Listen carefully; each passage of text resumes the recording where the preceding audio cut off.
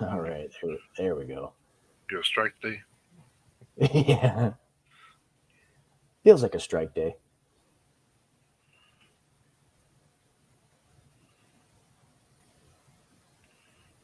And get this copyright strike. Yep, let's get that out of the way.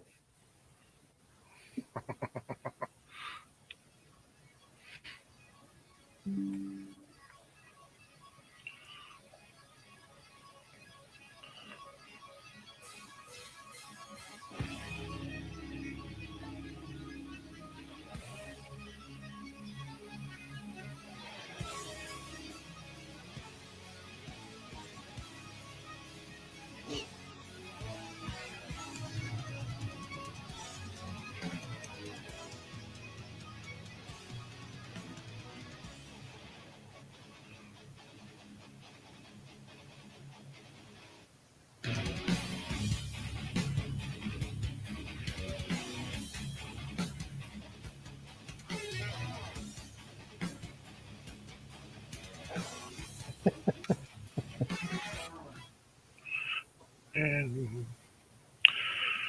welcome to another episode of Metalheads Unite. Yep. On a, The 2 minutes behind edition. yeah.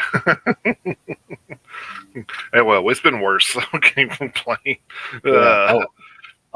We've definitely had episodes with bigger issues, that's for sure. But we had a little bit of an audio issue we had to clear up before we went live this morning. But yeah, it kind of kills the whole radio side of the show, right?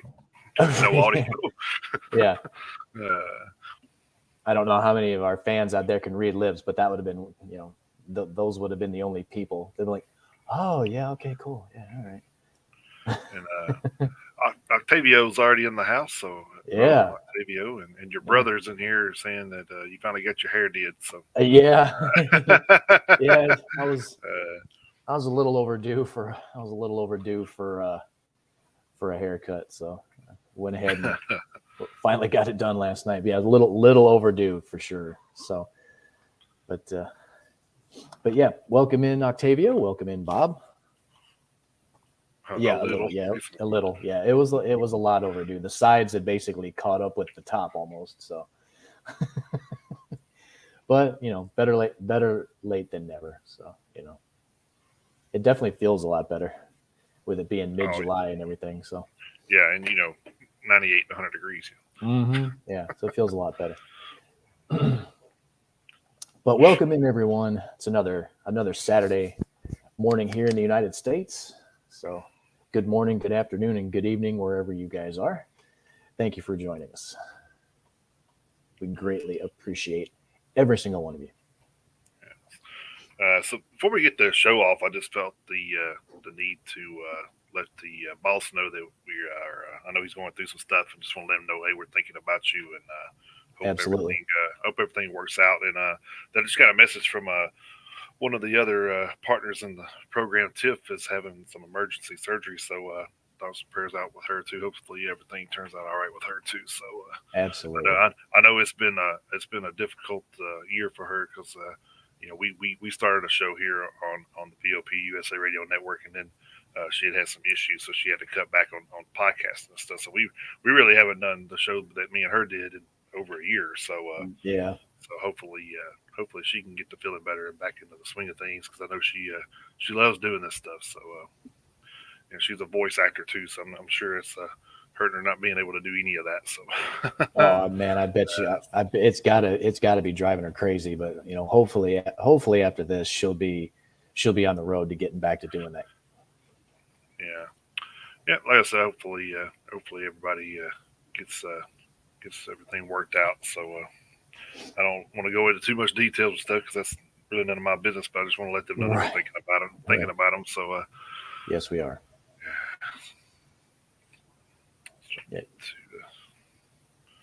so I guess we better jump into this thing, because man, it's been a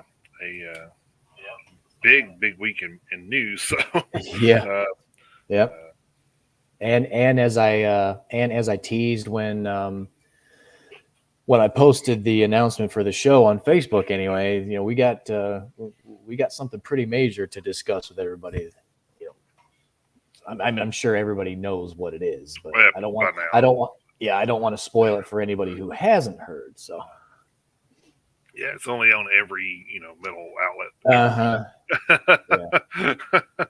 Oh And man. in all honesty, probably every music site that probably doesn't normally cover heavy metal, because it is a Yeah. pretty major thing. So, but we'll get to that here in just a little bit. All right, so kick this thing off with some birthdays. Not a whole lot this week, so definitely not as much as last. I had like a whole front sheet last. Well, we did 2 weeks though last week too, so Yeah. that makes a difference, I guess. All right, let's kick off from July 10th to the 16th. On the 10th, we had one and the only Ronnie James Dio, of course, singer songwriter for Elf Rainbow, Black Sabbath Dio, and Heaven and Hell, which everything Ronnie James Dio seemed to turn to gold. So, Pretty much. fortunately, he passed away in 2010.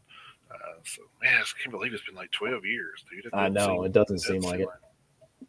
Uh, July 11th, we had Richie Sambora, guitarist for Bon Jovi.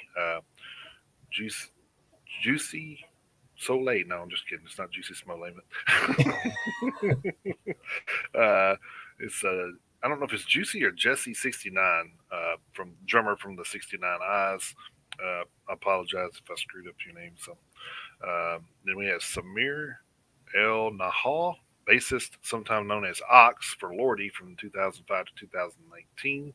Uh, then we had July 12th, we had Eric Carr, a drummer for Kiss, which fortunately he passed away in 1991, really before his career kind of peaked. He'd probably still be playing with Kiss at this point if it wasn't for that. So Probably, but I mean, with Gene, you never know. So, well, that's true too. So we had Philip Taylor Kramer, bass player for Iron Butterfly from 74 to 77, and he unfortunately passed away in 95. We had John Petrucci, guitarist for Dream Theater. Jesse Pintado, guitarist for Napalm Death. Unfortunately, he passed away in 2006. We had Sharon Den Adele, singer-songwriter for Within Temptation. July 13th, we had Mark the Animal Mendoza, bassist for Twisted Sister. We have Mark Barney Greenway, vocalist for Napalm Death. A lot of Napalm Death today. yeah. Stephen J. Brown, guitarist for Trickster. Joost Van Den Broek, keyboard player for After Forever. July 14th, Joost Zoomer, drummer for Vandenberg. Chris Steele, bassist for Alex is on Fire. July 15th, we have Chai Ching, bassist for Deftones. He unfortunately passed away in 2013. We had John Domain, drummer for System of a Down. Jason Bonham, drummer for, of course, Bonham, and then Led Zeppelin. I guess he's been filling in for his Dash used for the last little bit for their tours, which I don't think they're even doing anything anymore because Robert Plant and Jimmy Page can't get along. So Yeah, those two literally. I think those two literally want to beat the shit out of each other. I think that's a good celebrity death match right there. So They should, and that'll be the headliner, and Dino Cazares and Burton C. Bell will be on the undercard. Or celebrity boxing maybe. Yeah. July 15th also had Joe Satriani, a guitarist. Of course, if you don't know who Joe Satriani is, I don't know what you've been doing with your life, but I'm telling you. Well, the dude's got like 18 solo albums or some shit like that. So and that's been around a little bit. Yeah, and that's just the tip of the iceberg with what Joe Satriani's done in his career. Yeah. Then we had July 16th, which is today. We had Alan Fitzgerald, bassist for Sammy Hagar, and then Ryan McCombs, of course, vocalist for Johnny Poole from 2005 to 2011, and vocalist for Soil. So, which I think he's back with now, which is kind of interesting. So I think he is too. Yeah. Kind of interesting to see what kind of new music they put out. So. Mm-hmm. But yeah, so poor Johnny Poole's been through their share of vocalists. So. Yeah. But anyway, happy birthday to those people, and then if I missed you, anybody, of course, happy birthday to you, and as always, if anybody out there listening had a birthday this week, happy birthday to you as well. So, absolutely. All right, well, I mean, we might as well make a smooth segue into the current events of the week. Let's Jason said, there was no shortage of news to report this week. Sometimes we have a little bit more difficult time than others trying to find stories to keep you guys up to date on, but we didn't. You got way more than I do too. So yeah, so we definitely didn't have that problem this week. So so this week we're going to lead off over at blabbermouth.net, and as always, when we have a situation like this one right here, we always try to lead with the not so great news, and today is no exception. So producer Michael James Jackson, who worked on several Kiss albums, including Creatures of the Night, Lick It Up, and Animalize, has died. Earlier today being Thursday, July 14th, Kiss took to social media to write, quote, Michael James Jackson has passed away from the complications of COVID-related pneumonia. He was the driving force behind Killers, Creatures of the Night, Lick It Up, and Animalize. His passion and belief in the band was instrumental in our newfound success in the 80s. He loved our fans and was a close member of the Kiss family until the end. We mourn his loss and celebrate his life, end quote. Kiss frontman Paul Stanley also shared a personal message via his Twitter account. He wrote, quote, Michael James Jackson, my dearest and best friend for 40 years, has died. His kindness and steadfast commitment to me and our friendship was a rock that supported me through the toughest times. He pushed me to start painting and reveled unselfishly in all my successes. Heartbroken, end quote. In addition to Kiss, Jackson had produced such artists as Paul Williams, Jesse Colin Young, Pablo Cruz, Tom Snow, Lauren Wood, and Red Ryder. His work has earned 7 gold and 5 platinum record awards. So, oh, man, it's hard having a relationship that long with somebody and then they just pass away on you. So, I know it's especially of course, Kiss is getting up there in age. So I mean, you're going to have what's that old saying? At some point in your life, you're going to know more people dead than alive. So, yep, yeah. And this actually. Yeah, and it's not the first time, like you say, they're all in their 70s at this point. So, well, I think they are anyway. Don't quote me on that, but I think they are. This isn't the first. This isn't the first time this year we've reported on somebody from the Kiss camp passing away. I know one of their former bodyguards from back in the 70s. He had passed away earlier this year too. But I mean, like you say, you get into that age and it just starts happening more and more often. And hell, you just talked about Eric Carr. I mean, he would have been 72. So. All right. Well, my first story, and here's a little bit more of a feel-good story, I guess, especially for Metallica fans. Actually pulled this off of I got two different stories for the same thing because they had a little bit extra on okay. the other one. So the first one here's from Metal Hammer. Less than a month after Kate Bush scored a number 1 with Running Up That Hill on the back of its appearance in Stranger Things, Metallica have followed her into the UK singles chart with Master of Puppets. The 36-year-old track's appearance in the Netflix show helped propel it to number 22, the first time the song has ever appeared in the UK chart, which is unreal. But yeah, it kind of is. Yeah. Master of Puppets' appearance in Stranger Things has been one of the biggest talking points of the recent week, after popular metalhead character Eddie Munson shredded his way through the thrash classic in a key scene in the final episode of season 4. And then yeah, right. Yeah. If you hadn't seen it by now, like I said, the spoilers have been out there already. I was already kind of mad because I hadn't even seen the last episode when they were talking about it. I said, "Shit." Well, yeah, I hadn't either.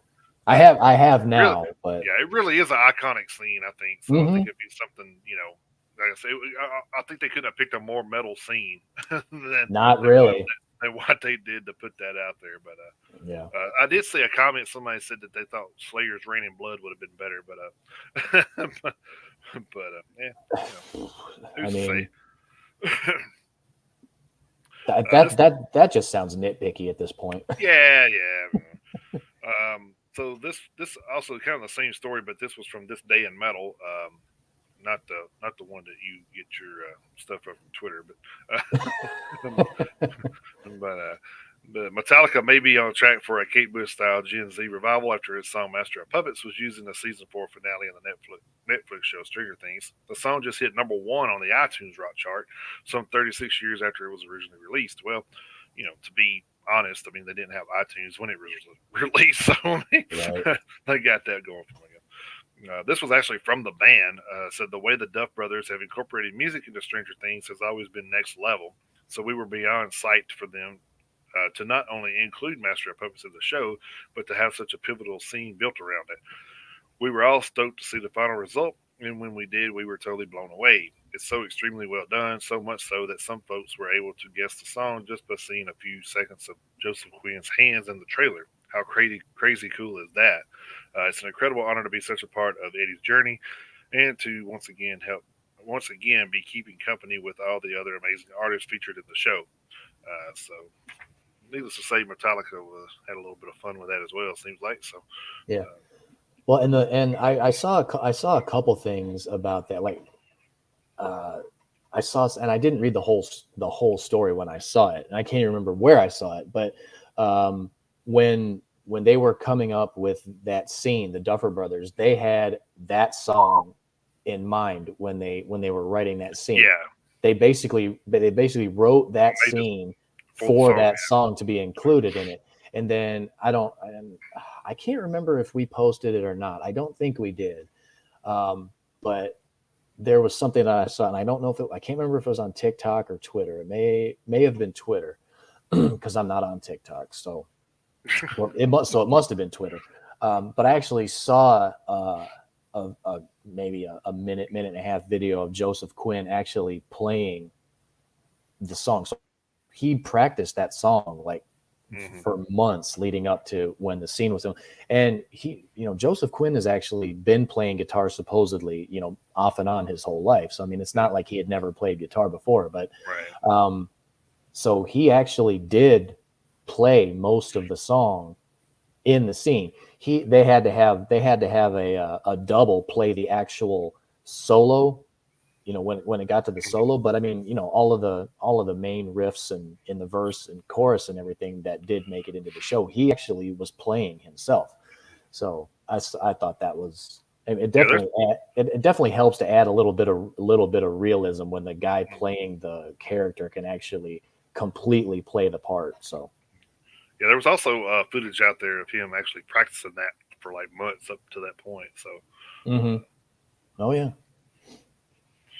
So I just think pretty cool stuff. that's cool as shit. So Well, I mean, it's like with this show and then the Peacemaker, it seems like all the old rock songs are coming back, which is crazy to be to think of to be in that far. Like I think it was the Choir Boys or something that was in the Peacemaker at the beginning of the Peacemaker series, and I'm like, God, I haven't heard that name in like 40 years. So I mean, the soundtrack just in general for that show, the Peacemaker, has been great. I mean, there was one. Not have you seen the Peacemaker all the way through? Are you caught up? Oh on yeah, it? yeah. Okay, so well then you and I are going to talk about it, and if anybody else hasn't seen it, that's just kind of, I guess, too bad. But I won't give away anything in too great a detail for those who haven't had a chance to see it yet. But if you haven't and you can, Peacemaker's a very good. John Cena's great in it. He's fucking hilarious. But there's that one scene where John Cena's kind of bummed and he's in his trailer or whatever, and they play House of Pain by Faster Pussycat in its entirety. Yeah. So I mean, yeah, it's a great sound, a great classic hair metal soundtrack in that show. It's awesome. So it's a good show, and then as metalheads, it doesn't hurt to have good music in the show too. So, but we all know rock is dead, so. Right. Yeah. Yeah. It must be true. Yeah. Even though 50 million people watches Stranger Things, and just got turned on to Metallica Master of Puppets if they weren't already. So yeah.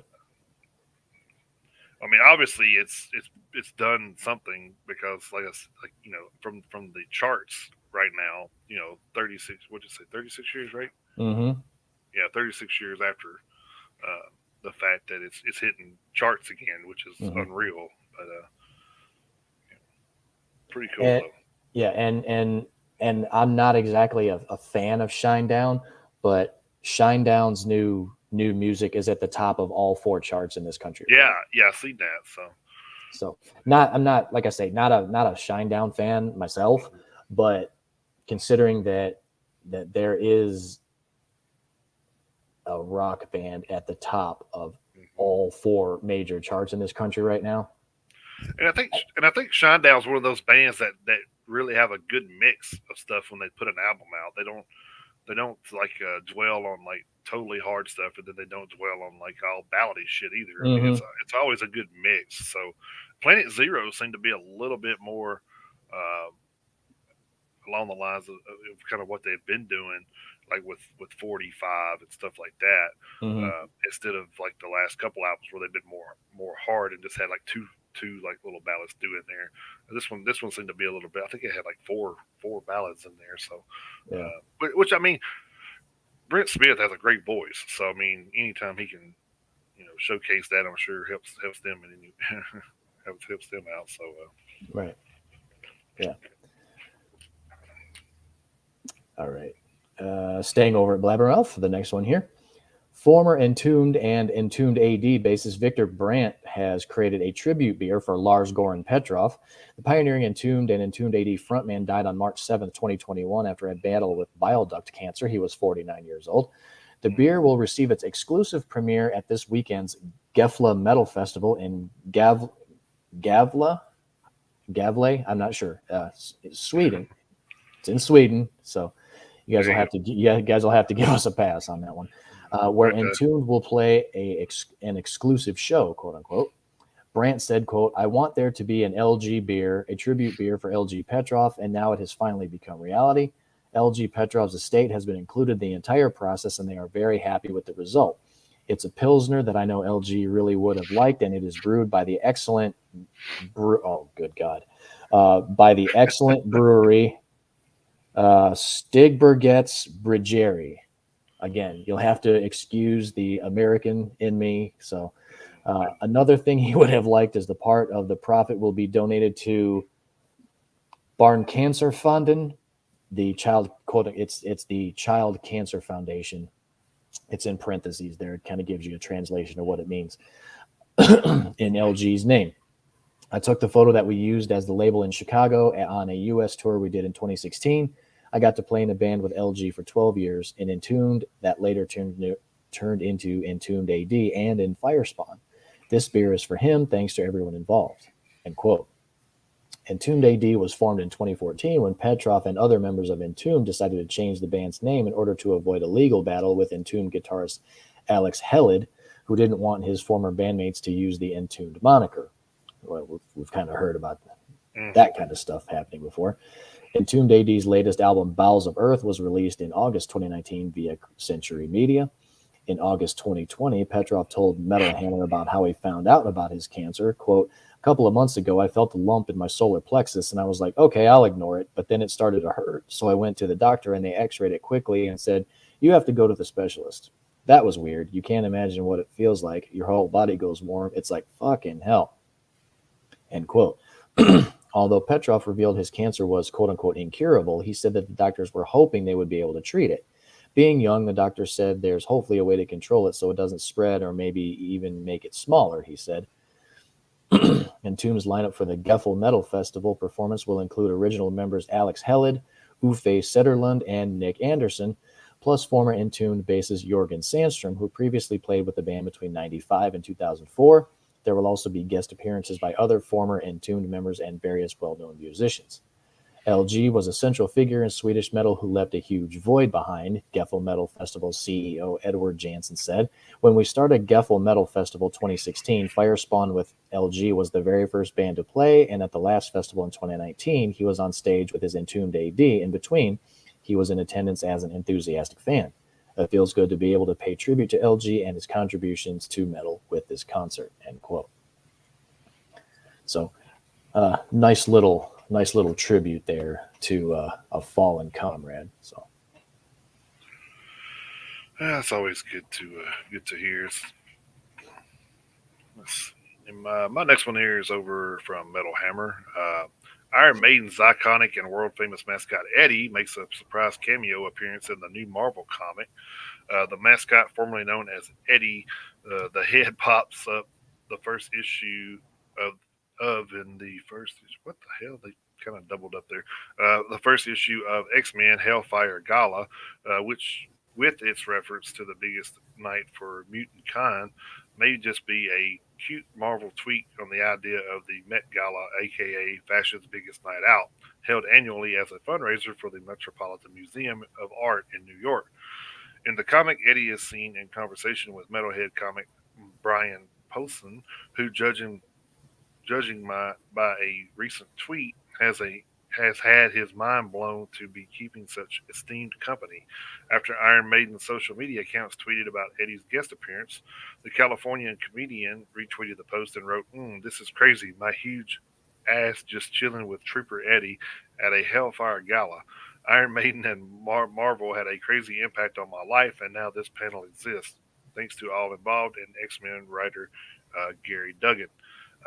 The debut issue of X Men Hellfire Gala was published on July 1st. So the first issue's out there. I don't know if that one's actually got Eddie in it, but that's pretty cool stuff. Like I said, it's like so crazy that we talk about how much metal's incorporated in so many other things, and like I got another story about that here in a little bit. So it's just wild to see all that stuff being incorporated in so many different things, puzzles, Right. and coloring books, and all kind of crazy stuff. So Yeah, I actually got at least one story about something like that too here in just a minute. So yeah, I mean, to say that metal isn't in the mainstream anymore is it's not true. I mean, does it have the reach it used to? No, but I mean, the whole and we joke about it here. Gene Simmons talking shit or whatever. But I mean, it's he's entitled to his opinion, but it's not true. right.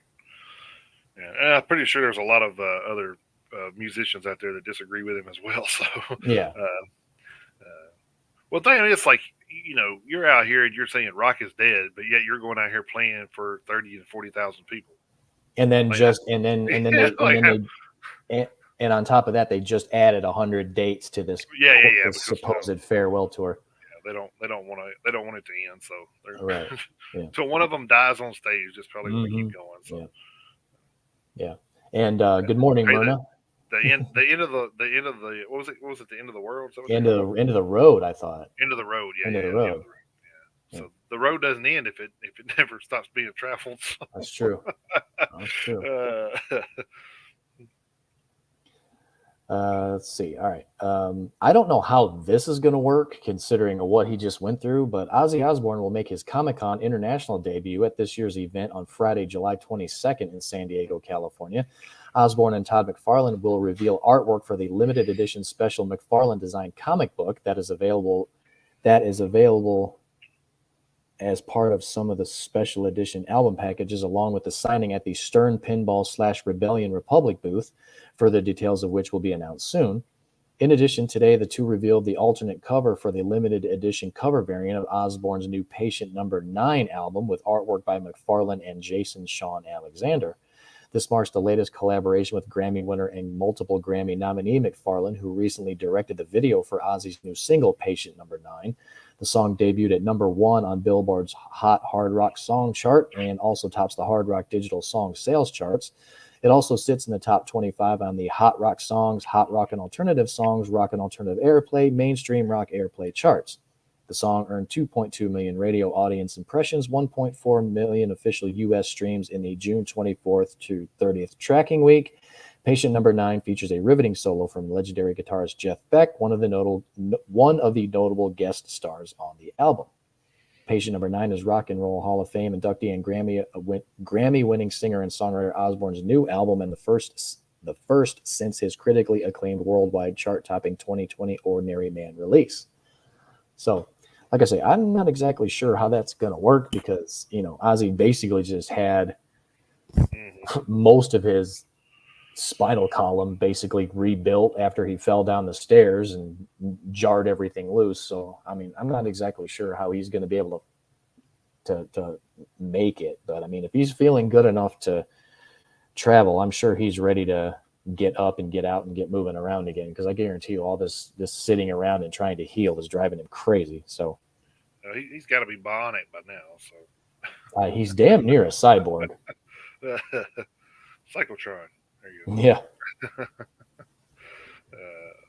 Ozzy Osbourne's going to be the cause of the rise of the machines or some shit like that. You can't ever tell. It could be. Oh man. My next one's over from Loudwire. Following the departure of Nita Strauss, Alice Cooper has officially announced that guitarist Kane Roberts has rejoined the band after 24 years. Strauss not only revealed she was leaving Alice Cooper after an 8-year stint as one of the group's 3 guitarists, but that she was also canceling her upcoming solo tour dates in anticipation of an exciting new venture that would be announced at a later time, which I will actually cover that right after I get through reading this. So, in steps, Roberts, who was featured on 1986's Constrictor and 1987's Raise Your Fist and Yale, both of which are amongst the most metal-leaning records of Alice Cooper's catalog, Strauss was most equipped to handle the shred guitar parts heard on songs such as Rose on White Lace, which until 2019 hadn't been played live since Roberts' first go-round with Cooper. Roberts' reinstatement maintains the dynamic that had been established over the last decade between the live guitar trio.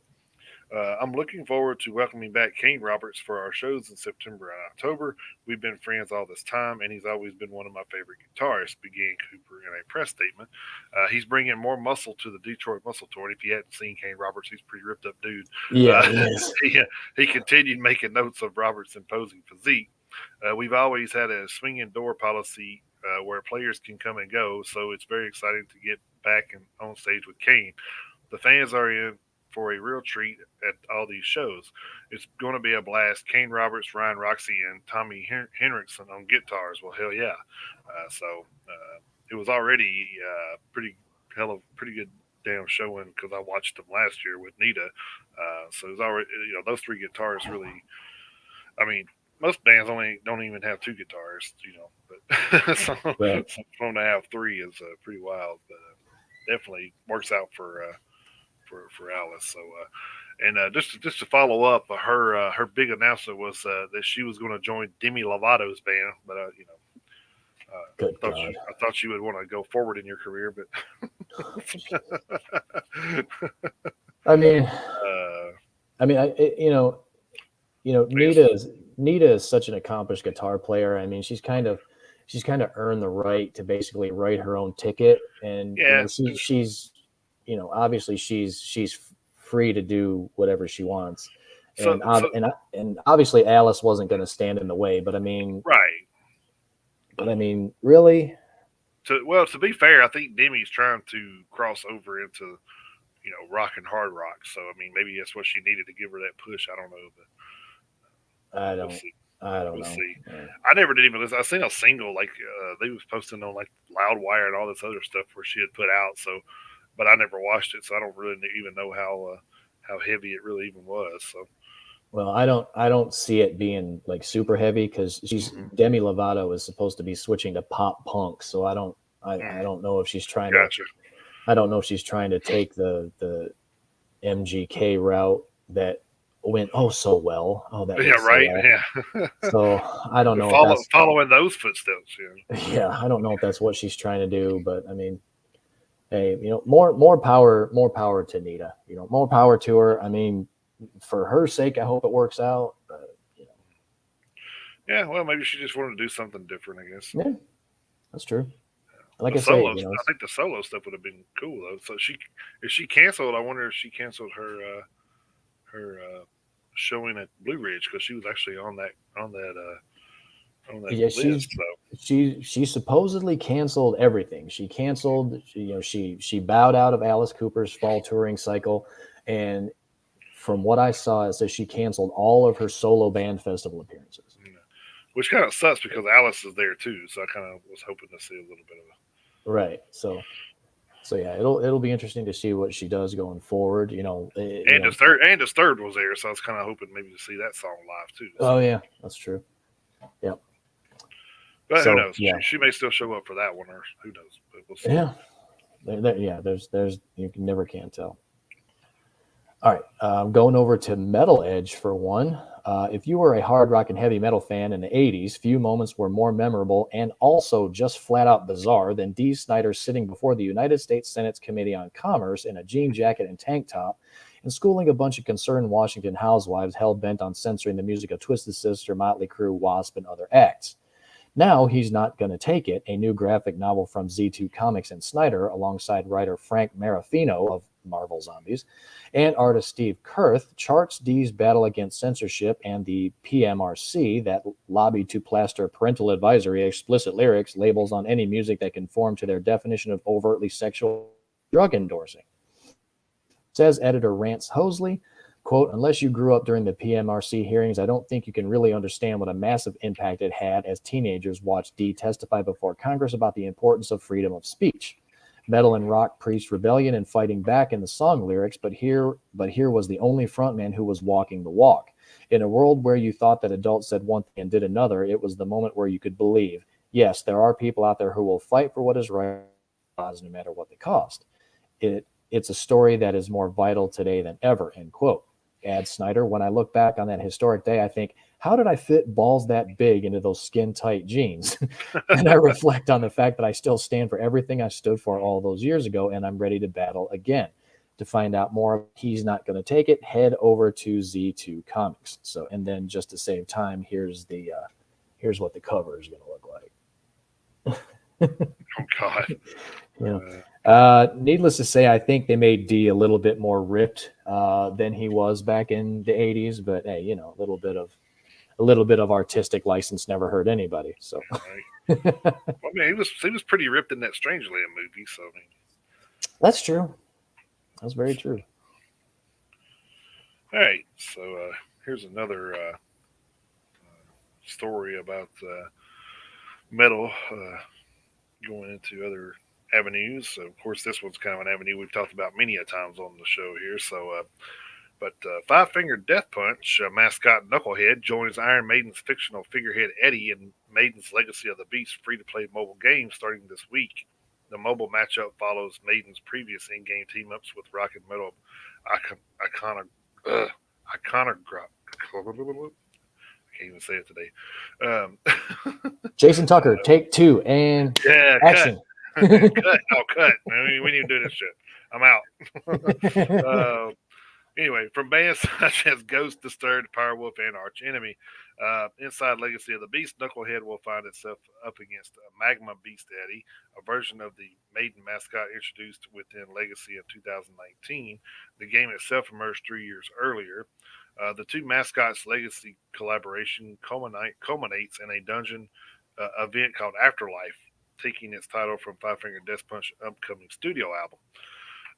The in-game event lasts for a week and will take fans and players on a journey with Magma Beast Eddie and Knucklehead, a fierce warrior and brutally efficient combatant who also guards the gate to Purgatory. A press release on Tuesday, July 12th explained, as civil war rages in hell, it continues, demons and devil kin pour out to take advantage of the chaos. The gate to Purgatory, the most exposed entrance to hell, is overrun. Even a powerful warrior such as Knucklehead has its limits. And as the demons escape through the game, a mysterious new individual makes his presence known, offering assistance, but at what cost? Five Finger Death Punch guitarist Sultan Bathory commented, "It's an unexpected and impossible dream for me and my band that my childhood heroes in this moment in life are letting us into the beautiful landscape of the game." He added, Iron Maiden was the band that got me into heavy metal and slung me onto the path of my musical journey, creating a metal community when we were growing up. It was a brotherhood, and with this game, they are doing it again because they're bringing together all these bands, their mascots, and it has this feeling of community. You can download Legacy of the Beast from the App Store or Google Play. Meet Knucklehead on Tuesday at 8 p.m. Eastern, 5 p.m. Pacific inside the game during the Afterlife Dungeon event. You can learn more about that at IronMaidenLegacy.com. So, again, another metal icon joining the Eddie forces there. So yeah. I haven't played that game. I may have to. Man, it's so like every time I read this, I'm thinking, what the hell? Why have I waited so long? It's like it sounds so freaking cool. I know. I'm kind of thinking the same thing. I don't know why I hadn't played it yet. Probably because I don't have time. I don't have time to. I don't have time to play a game on my phone. Mm-hmm. most of the time spent on my phone. I'm doing research for this. Right. Yeah. To be honest with Yeah. Same. you. Yeah. Which is, I am not complaining at all, but Well, I am this week, but well, yeah. I had 13-hour days this week, so I was like, Oof, man. yeah. So it was pretty rough. Thank you, Amazon Prime, I guess. Yeah. Uh, All right, heading over to the PRP for one real quick. Alice in Chains' landmark 1992 sophomore album Dirt will officially turn 30 on September 29th. That highly influential record cemented the grunge legend's fame and remains their highest selling record to date, having attained 4x multi-platinum status in the United States alone. 30th anniversary plans for the record have just commenced, with word that the album cover and the band's lineup in all of their Dirt era glory, including late vocalist guitarist Lane Staley, will soon be available in Funko Pop form. The 23-inch wide expanded set will arrive via Funko Pop's albums line and is available to pre-order ahead of its November 30th release date via GameStop. You can also catch Alice in Chains out live this summer as part of a co-headlining tour with Breaking Benjamin, a tour that we have previously announced way back. And then, like I say, in order to save time, yeah, there it is, right there. Hopefully you can get that one. And like I was on the waiting list for the Black Album one. Of course, I was having to be number 1,600 and something, but they only had 1,500 of them. So Walmart informed me, sorry, you didn't make the list. Oh. Yeah, so now I got to go in and probably buy it on some auction site for twice the price, probably, if I want it. So, shit, if you were able to find it for twice the price, you'd be lucky. Yeah, well, that's true too. At least it's not Master of Puppets. It would probably triple it in value at this point. Yeah, especially after especially after the Stranger Things stuff. Yeah. So yeah, you're probably right. All right. I only have one more here, so I don't know how you want to. Go ahead, knock it out. Play that one. Yeah, go ahead. This one is over from Metal Sucks. Popular metal and hardcore blog Lambgoat is now under new ownership, according to a post from the site's founder, Alex Arnold, last night. He clarified that the site will continue on under the care of Dave, also known as Lurk. You can read his full statement below, which I'm going to read it anyway. But Arnold appears to be leaving Lambgoat on good terms. When I started Lambgoat in 1999, I had grand plans to. Actually, I had no plan whatsoever. Lambgoat.com was simply a place for me to post about heavy metal music and sharpen my web design and developing skills, or lack thereof. Much to my surprise, within a year or so, it had blossomed into a legitimate destination for a small contingent of hardcore metal music fans. Sounds familiar, right? During the past 23 years, I've written tens of thousands of new items, news bits, album reviews, and blog entries. I've sent and read thousands of emails. I've opened thousands of pieces of media mail from record labels, bands, and individuals. I've deleted thousands of obnoxious news comments. I've spent literal weeks viewing social media feeds, artists' websites, etc. for potential news items. I could go on and on. I've lived and breathed this thing for so long that I can't even recall what my life was like before Lambgoat. I started this website when I was in my early 20s, and now I'm well into my 40s. So during that time, I've held a separate non-music related full-time job and raised a bunch of children.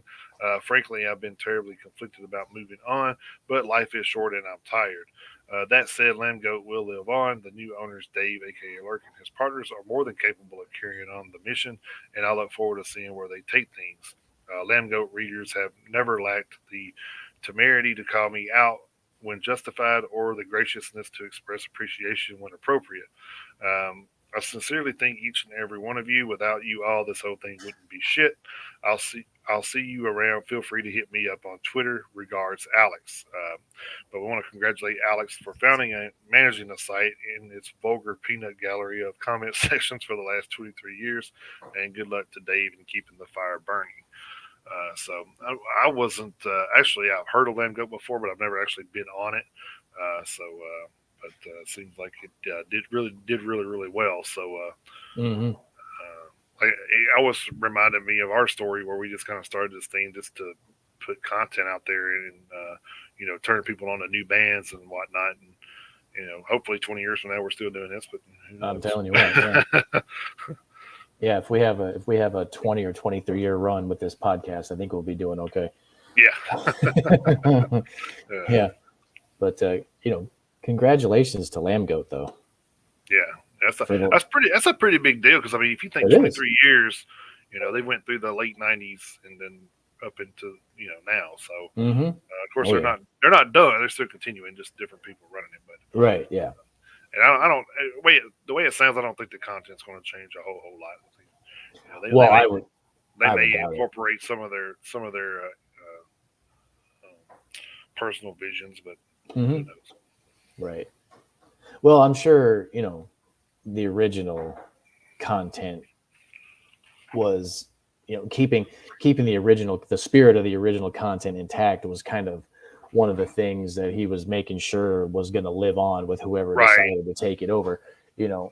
I mean, yeah, it doesn't have to. You don't have to do it the exact same way I did it. Just make sure you kind of keep the spirit alive. Add your own little take on it. But yeah, the readers expect this, this, and this out of the website, and I would still like to have it.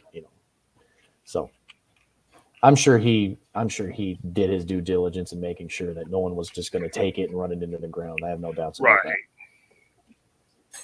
All right, let's see. I've got one. How many more do I have? I have one, two, three.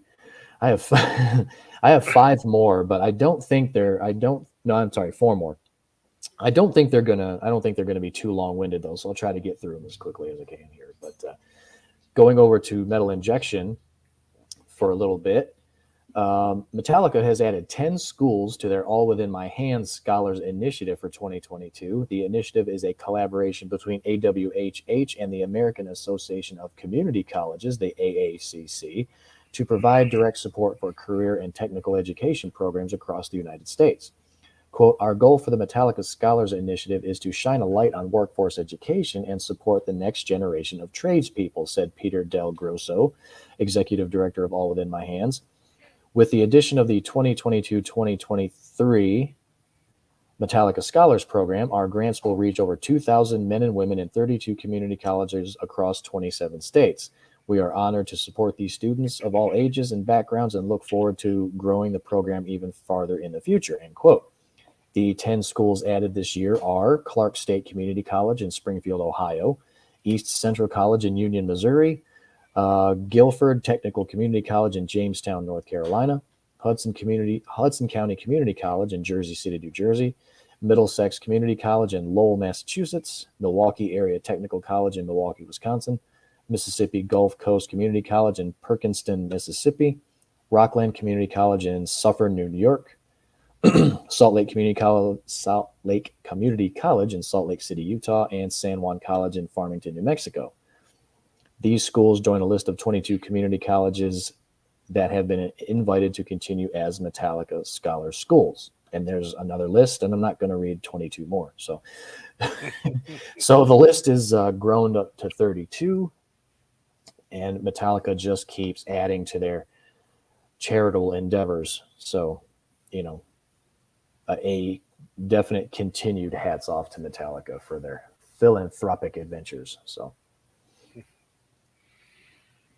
people can kind of take their opinions about, they make all this money, they should donate more. They're donating plenty. So Well, I mean, it's like they look at one thing though, because Metallica is like involved in so many different outlets that it's not just mm-hmm. one. It's not just one. Yeah, they gave 300 grand in this one, Mm-hmm. but they're doing similar stuff for God knows how many different foundations and charities. So Mm-hmm. so people just need to get their shit together and quit being so damn judgmental because they're probably not doing anything but sitting on their hands anyway. So Right. Yeah. All right, headed back over to the PRP for a little bit, and we're going to have a couple stories about the band lineup carousel going around and around some more. So first off, we have this past April saw Californian metalcore outfit Bleed the Sky welcome Rudy Flores of So This Is Suffering fame as their new vocalist. The group announced his addition to the fold by debuting a new track, Rot in Flesh. Speaking on July 12th on the matter, Bleed the Sky stated, it is with regret that we made the decision to release Rudy Flores as the vocalist of Bleed the Sky today. We were not able to see eye to eye on a lot of important issues. We wish Rudy the best in all of his future endeavors. Despite the setback, we still plan on touring early next year. We appreciate our fans' continued support, end quote. So, hired to be fired, I guess. Yeah. So there's another opening, all you aspiring metalcore vocalists out there. So, submit your application at the through the appropriate channels. And then let's see, we have another one over here. Jack Fowler, lead guitarist for post-hardcore outfit Sleeping with Sirens, appears to have moved on from the band, at least for the immediate future. A statement shared this past Tuesday, July 12th by Fowler on social media reads as follows, quote, "Hello world, I'm here today to say that it is with a heavy heart that I must announce that I will not be on the upcoming Control-Alt-Delete tour. While the last 12 years I have spent with the SWS boys have been incredible and life-changing, I've decided that it is time for the next chapter in my life. I want to thank you all for the amazing support you have given over the years, and I'm so happy that I got to share my passion for music with so many wonderful people all over the world. I wish the SWS guys the absolute best. That said, I really hope you enjoy Complete Collapse as we all put our hearts and souls into that record and continue to support the fellas when this summer. Cheers, Jack." Recently, Fowler has been spending his time touring as a member of Jelly Roll's backing band. Sleeping with Sirens have recruited former The Word Alive guitarist Tony Pizzuti to fill in for Fowler on their upcoming summer tour. Sleeping with Sirens will mount that track ahead of their new album Complete Collapse, due out October 14th on Sumerian. The dates for their aforementioned headlining run with Don Bracco, Point North, and Garzi commence tonight in Chicago, Illinois. And then they have a rundown of the rest of the tour dates, which I'm pretty sure we would have already laid out for you guys by now. So, but you can check that out if you want to over at the PRP. But more band lineups being shaken up seems to be a weekly thing here. Coming and going and hiring and firing and ins and outs. Of course, as we always say, it sounds like these two, well, at least one of them. I can't. They brought in one guy in April, fired him in July. So who knows what happened there? So, and last but not least, I saved this one for the end because it's going to kind of segue into the next big thing we're going to talk about. But we're heading back over to blabbermouth.net. Gibson, the iconic American instrument brand, has unveiled the latest addition to its collection of bass guitars, the Rex Brown Signature Thunderbird bass. The acclaimed multi-instrumentalist, solo artist, and member of Pantera and Down, Rex worked closely with Gibson luthiers for 2.5 years to create Thunderbird bass that can fulfill any level of a player's ability. A striking new bass model in ebony with gold accents with the Rex Brown Signature Thunderbird bass is available now at select global dealers and on Gibson.com. Quote, "Before meeting up in Nashville for a tour of Gibson USA, I got to meet the whole team at Gibson," says Rex Brown.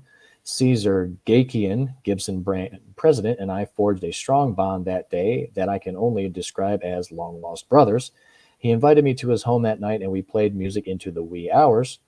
Gibson has come so far in such a short amount of time, and I'm beyond delighted to be in cahoots with this extraordinary bunch of music professionals. This new Thunderbird with Gibson is a lifelong dream," end quote. The Gibson Rex Brown Signature Thunderbird bass features a mahogany neck and body with a slimmer neck profile and gold hardware with a hip shot bridge and tuners, including a drop D extender. A pair of powerful Rex Bucker T-Bird pickups provide plenty of output and low-end punch. A master tone control is equipped with a push-pull switch that puts the pickups into passive mode when it is pulled out. Rex's signature is reproduced on the truss rod cover, and the back plate is embellished with a Rex Brown self-portrait sketch. A modern series hardshell case is included.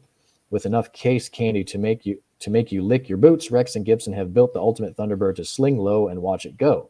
Plenty of folks who've accomplished a lot less are fine to rest on past achievements, but Brown is forever charging forward.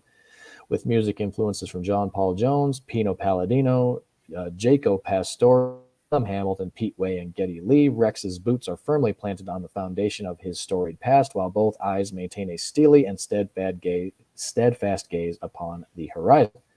Brown and his Texas brethren forged a blueprint with Pantera that's been studied by nearly every metal act that followed. late lead guitar player Daryl Dimebag Abbott is rightly immortalized as a good-natured guitar shredding legend. The rhythmic punch forged by Rex and Pantera's drummer, the late Vinnie Paul Abbott, has yet to be outdone. Along with singer Philip H. Anselmo, hailed as one of the greatest frontmen of all time, the self-described Cowboys from Hell Pantera sparked a movement that reinvigorated heavy metal, inspired countless bands, and is memorialized in tattooed skin around the world, representing the 5 groundbreaking multi-platinum albums unleashed between 1990 to 2000 with billions of music streams annually. So congratulations to Rex on the signature bass guitar.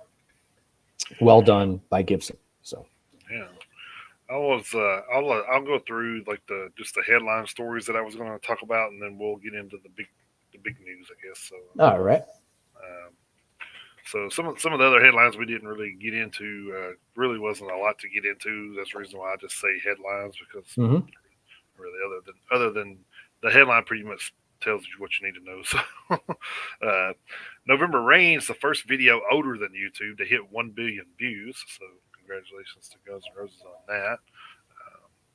Then of course Thomas or Hake, I don't know how he pronounces the name, but anyway, admits he really does not like playing Bleed. I saw that. I wonder why. Yeah. His feet may not be able to keep up anymore. Oh man. Well, he definitely created a monster with that bass drum line. Did. Yeah, he did. That's like one of the most iconic drum lines you'll hear probably in metal. So, and it's like a 7.5 minute song. Yeah, that's probably a lot too. So, then Ozzy and Sharon Osbourne have their $18 million LA home up for sale. So anybody out there with a little pocket change, or if you plan on hitting the lottery this weekend, there you go. Yeah. Then of course Rob Zombie released the first official trailer for the Monsters movie. So if you hadn't seen that, you can go check that out over at pretty much everywhere. Yep. Pretty interesting. I actually was hoping it would go in a horror direction, but it doesn't seem like it's going to. So, well, I mean that's all right. Yeah, I don't know. I was just like you figure Rob okay. Zombie, it was already a comedy, so you would think that Rob would do something a little different with it. But yeah. Well, whatever. I mean that's true, but it's not that big a deal. I mean, it wouldn't be as big of a stretch as Winnie the Pooh killing people. I don't know if you've seen that or not. But, no, I did not. They have a horror movie, Winnie the Pooh horror movie. All right. Yeah. All right. Well, I guess another quick headline we can share too is that Beavis and Butthead, the new animated series, is going to be on Paramount Plus starting on August 4th in the United States. So nice. Yeah. Angela and I actually watched Beavis and Butthead Do the Universe last night, and it was pretty funny. Oh, yeah. Yeah. The new movie. It was pretty good. Is that on Paramount as well? Or? Yes. Yes, it is. All right. Well, I guess you can take it away for the big topic, I guess. So. Yep. The big news article that came out this week is that Philip Anselmo and Rex Brown were going to, reunite and go out on tour as the reformed, quote unquote, Pantera. And we first posted that on the Metalheads Unite Facebook page a few days ago. Not long after that, there were rumors floating around on Blabbermouth and literally all of our metal news websites about it coming out. And then there were rumors floating around about Zakk Wylde and Charlie Benante being the two members to fill out the quartet. Well, those rumors turned out to be true. So, the new quote unquote Pantera is going to consist of Phil Anselmo, Rex Brown, Zakk Wylde, and Charlie Benante. So they're calling it a reunion, and I think a lot of people are taking umbrage with that. Well, no, I think they changed it now to tribute. I think they changed it to tribute.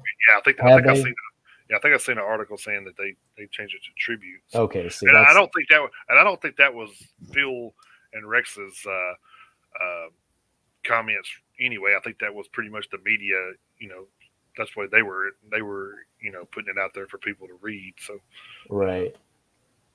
Yeah, I but know. but So I did see where it got corrected on one of them. I can't remember which one it was, but it got corrected. It said tribute to yeah, Pantera.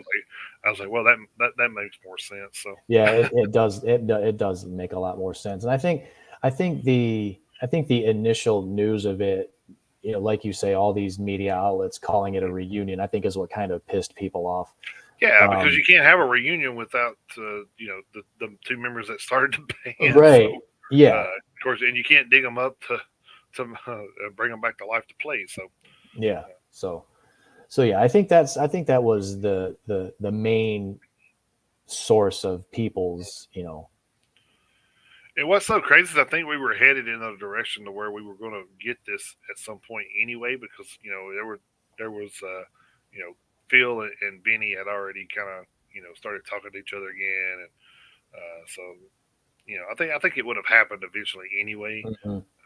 Not sure who would have took Dimebag's spot. Maybe Zach still would have been there, but yeah, who knows? We'll Yeah, see I how don't know, see how it but play. We'll see how it plays out. I mean, like yeah, I said, this is one of those news stories that may change 3 or 4 times before anything actually gets, the truth actually gets told. So, oh yeah, the good thing about it is that both of the Abbott brothers estates have already signed off on it. So right. there's not going to be any of this. Well, they went out and used the Pantera name without our permission. No, they've already crossed all those T's and dotted all those I's and everything already. So they got the blessings from the Well, the Abbott thing, family to do that. the thing is in there, in Phil's defense, like yeah, Pantera was there, but nobody knew Pantera until Phil Anselmo became the lead singer. So, That's true. Yeah, that's I mean, true. So there. his vocals really is what set them to the next level. So, Yep, that's true. So you know, I know that you and I have talked before about the fact that that was one tour that you unfortunately were never yeah. able to see for one reason or another. So they haven't announced any tour dates yet. Mhm. I mean, the announcement. I mean, here it is on Saturday. I think the rumors started popping up on. I think it was like maybe Wednesday was the announcement that Phil and Rex were going back out. And then I think Thursday, the rumors were popping up that Zach Wild and Charlie Benante were going to be, we're going to round out the lineup before everything was cemented. So, I mean, we're only like 3-4 days removed from the Yes. announcement even being made. So, the only thing I've seen, and this hasn't even been confirmed, is I did see a rumor. It may have been on Blabbermouth. I can't remember where it was, but I did see a rumor saying that the new lineup was going to be performing at a metal festival in Mexico. Mhm. That's the only thing I've seen as far as the new lineup playing anywhere. And like I say, I only saw it once, and I haven't seen the rumor confirmed, so I don't know. Um, At this and point, it's all rumors. Because yeah, so so I'm willing. Let's see. Here we are. Let's see. It's mid-July. The band just got together, so I don't know. I don't even want to speculate on what sort of timetable there would be for getting a full-fledged tour put together. But what are you thinking? Like, because hell, you're talking maybe we're talking maybe 6 weeks away from like the fall touring cycle starting. it'll And definitely be 2023. I mean, yeah, so I would say you're talking getting all of the dates probably put together towards the end of the year. So what do you think? Maybe we might be about 6 months away for them going out on tour together? yeah, maybe. Maybe, maybe. And of course, if you're talking 6 months, you would be talking, January. So they would probably start touring in the South first, or So I don't I know. would think that I would think that maybe they would try their hand at maybe one of the cruises or something in the early part of the year, just to Oh, kind that's a of get good point. some stage some stage presence going there, or chemistry or whatever you want to Hmm. call it. just to try to get some chemistry going. But yeah, I think they should. That's what I think they should do. But who the fuck am I? I'm just some guy running a podcast. On a podcast. I don't know. I Right. don't know about it. But I mean, to me, I think Jericho would definitely reach out and say, "Hey, man, you want to go on the Jericho cruise?" Mm-hmm. I Yeah. could definitely see that. But I mean, if nothing else, they could probably pick up right there in Texas somewhere and just do a little Texas run for a week I or so, I branch figure. and then branch out. Yeah. Well, I mean, yeah, they could definitely start in Texas and Louisiana, because obviously the Abbotts, they're from Texas Right. and Phil's from Louisiana. So, and if we're talking about, first of the year, you would want to start in the South. That way, if you're going to play any amphitheaters at all, you would want to play somewhere where it's not going to be 30 degrees outside. So Right. they're probably not going to start an amphitheater tour in Yeah. January up in Michigan, Yeah. so. Right. But I mean, it's going to be interesting to see what happens, just in general for all the Pantera fans. Yeah. But it's going to be interesting to see. And my brother posted it on the Metalheads Unite Facebook page earlier today, where and I haven't read the article yet, so Bob, you'll have to forgive me, but I saw it this morning, but I haven't read it yet. But it was an article. It was an article where the headline was 3 times that Zakk Wylde proved uh, that he was the right choice to cover it for Dimebag Darrell. And like I say, I haven't read the story yet. I'm kind of going to get into it after the show today. So, and there's a video going around of, and I think I saw that on Loudwire. I actually have Loudwire pulled up.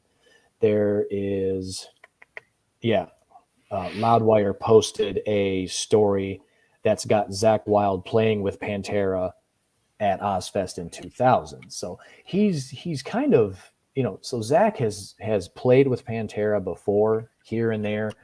The one thing that's going to be curious for me is, and all of you guitar guys out there are probably going to scream at me here in a minute, but I don't know exactly how Zakk Wylde's guitar tone is going to translate into playing Dimebag stuff, because I don't think they play in the same key. Right. So I don't know if Zakk is going to change the key that he plays in so he can play Dimebag stuff, or if he's just going to kind of put his own take on the way Dimebag used to play. Because I guarantee you, Zakk can play the notes. Oh yeah. I guarantee you he can play the notes. He's not going to be able to not play the solos and shit like that. So I just wonder what they're going to do as far as how it's going to sound. Mm-hmm. So I don't know. So I actually had seen Phil and some on the Illegals. So a couple of years ago at one of was it Louder in Life? Maybe it was Louder in Life.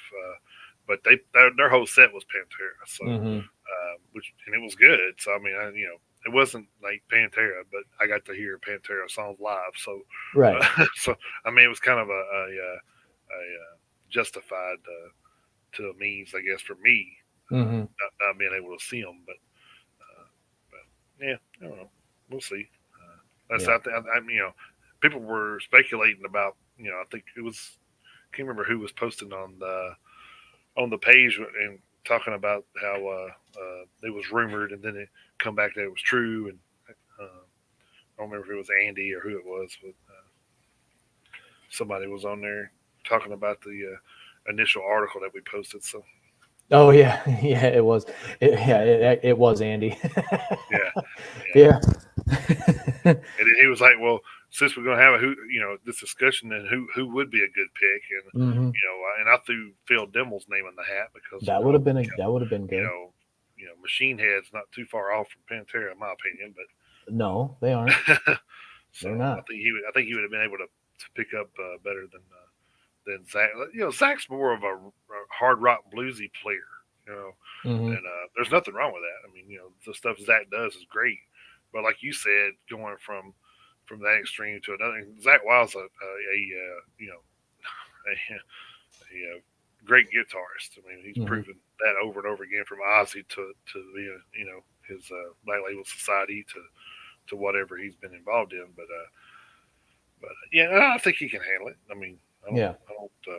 I don't think there's going to be an issue with him handling it. That's just well, what are we going to get sound wise, like you said? But Right. I guess we can wait and see. Like you said, never know.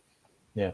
I'll so we'll definitely have to pencil in a potential road trip to go see Pantera next Yeah, year. So because they come anywhere around here, we'll definitely go. Hopefully they'll come to Tennessee, but if they don't, we may have to go to Kentucky, St. Louis, Alabama, Georgia. Well, yeah. thankfully with the way the geography works out for Tennessee, we've got like 7 or 8 different states that we touch on. So, True. Yeah. so we're basically 4 or 5 hours from any major city in whichever direction you want to drive. So That is true. So, so yeah. but Well, I guess we can. but I know a lot of people were, and the This Day in Metal, the website that Metalhead Marv runs, he had actually put up a poll last night who was asking if people were excited for the Pantera reunion, and of course it was still being referred to as a reunion at the time, and because this was before I even went to bed last night. So, and I voted yes, that I was excited, because I am. I'm under like you said, we're not under any illusions that this isn't a full-fledged reunion, because Right. half of the band isn't alive anymore. So, the funny thing is when I voted, it was 45 to 55. Mm-hmm. So there were 55% of the people who said they weren't excited for the reunion. And obviously people are allowed to vote anywhere they want. That's what makes voting great. But I voted yes, and then I posted basically what we talked about at the beginning of this whole thing, about the fact that I think people aren't against the idea, but calling it a reunion is disingenuous and a definite misnomer. So, but like you said, if they're starting to actually call it a tribute, I think people will be a lot more satisfied with that, because like you said, that's exactly what it is. Yeah. It's gonna it'll be a tribute to Pantera, and it'll be a celebration of Dime and Vinny's legacy that they left behind. So, and I'm sure which I think is well deserved, of course. Oh yeah, and I'm sure there's going to be, if they do play live shows, there's going to be, Vinny and Dimebacks, stuff in the background. Of course. On screen and stuff, I'm sure. So. Mm-hmm. All right. Well, I guess we can kick back into the normal flow, I guess. All right. Well, I do have. We can do that if you want, but I do have something. I have a 20 best list on metalsucks.net that we can go through. Oh yeah, you can go through that real quick. Yeah. I saw this the other day, and I was like, this would probably be awesome to go through. This is on, like I say, it's on metalsucks.net, and it's their list of the 20 best thrash albums since the turn of the millennium. So this came out on July 12th. So it came out earlier this week. I think the 12th was Tuesday, I think. So this, like I say, this comes from metalsucks.net. And, we have said before that, Jason and I are both, at our cores, we're basically both thrash guys. And then, we gravitate towards other subgenres. But so with that being said, when I saw this going through and trying to, garner all the content for the current events thing, I kind of bookmarked this. That was so we could go through it. So I'm not going to read it all the way through word for word, but I'll start off with, this is, like I say, over at metalsucks.net, and this is by Emperor Rhombus is the author here. Since its emergence in the early 80s, thrash has always been metal's most reliable genre. Trends come and go, bands rise and fall, but at the end of the day, what we all really want is a fast riff and lyrics about minigun demons that'll make us bang our heads like psychopaths. Which is true. In fact, we'd argue that thrash is the metal genre that most people think of when they imagine a true heavy metal band. I could probably back that up.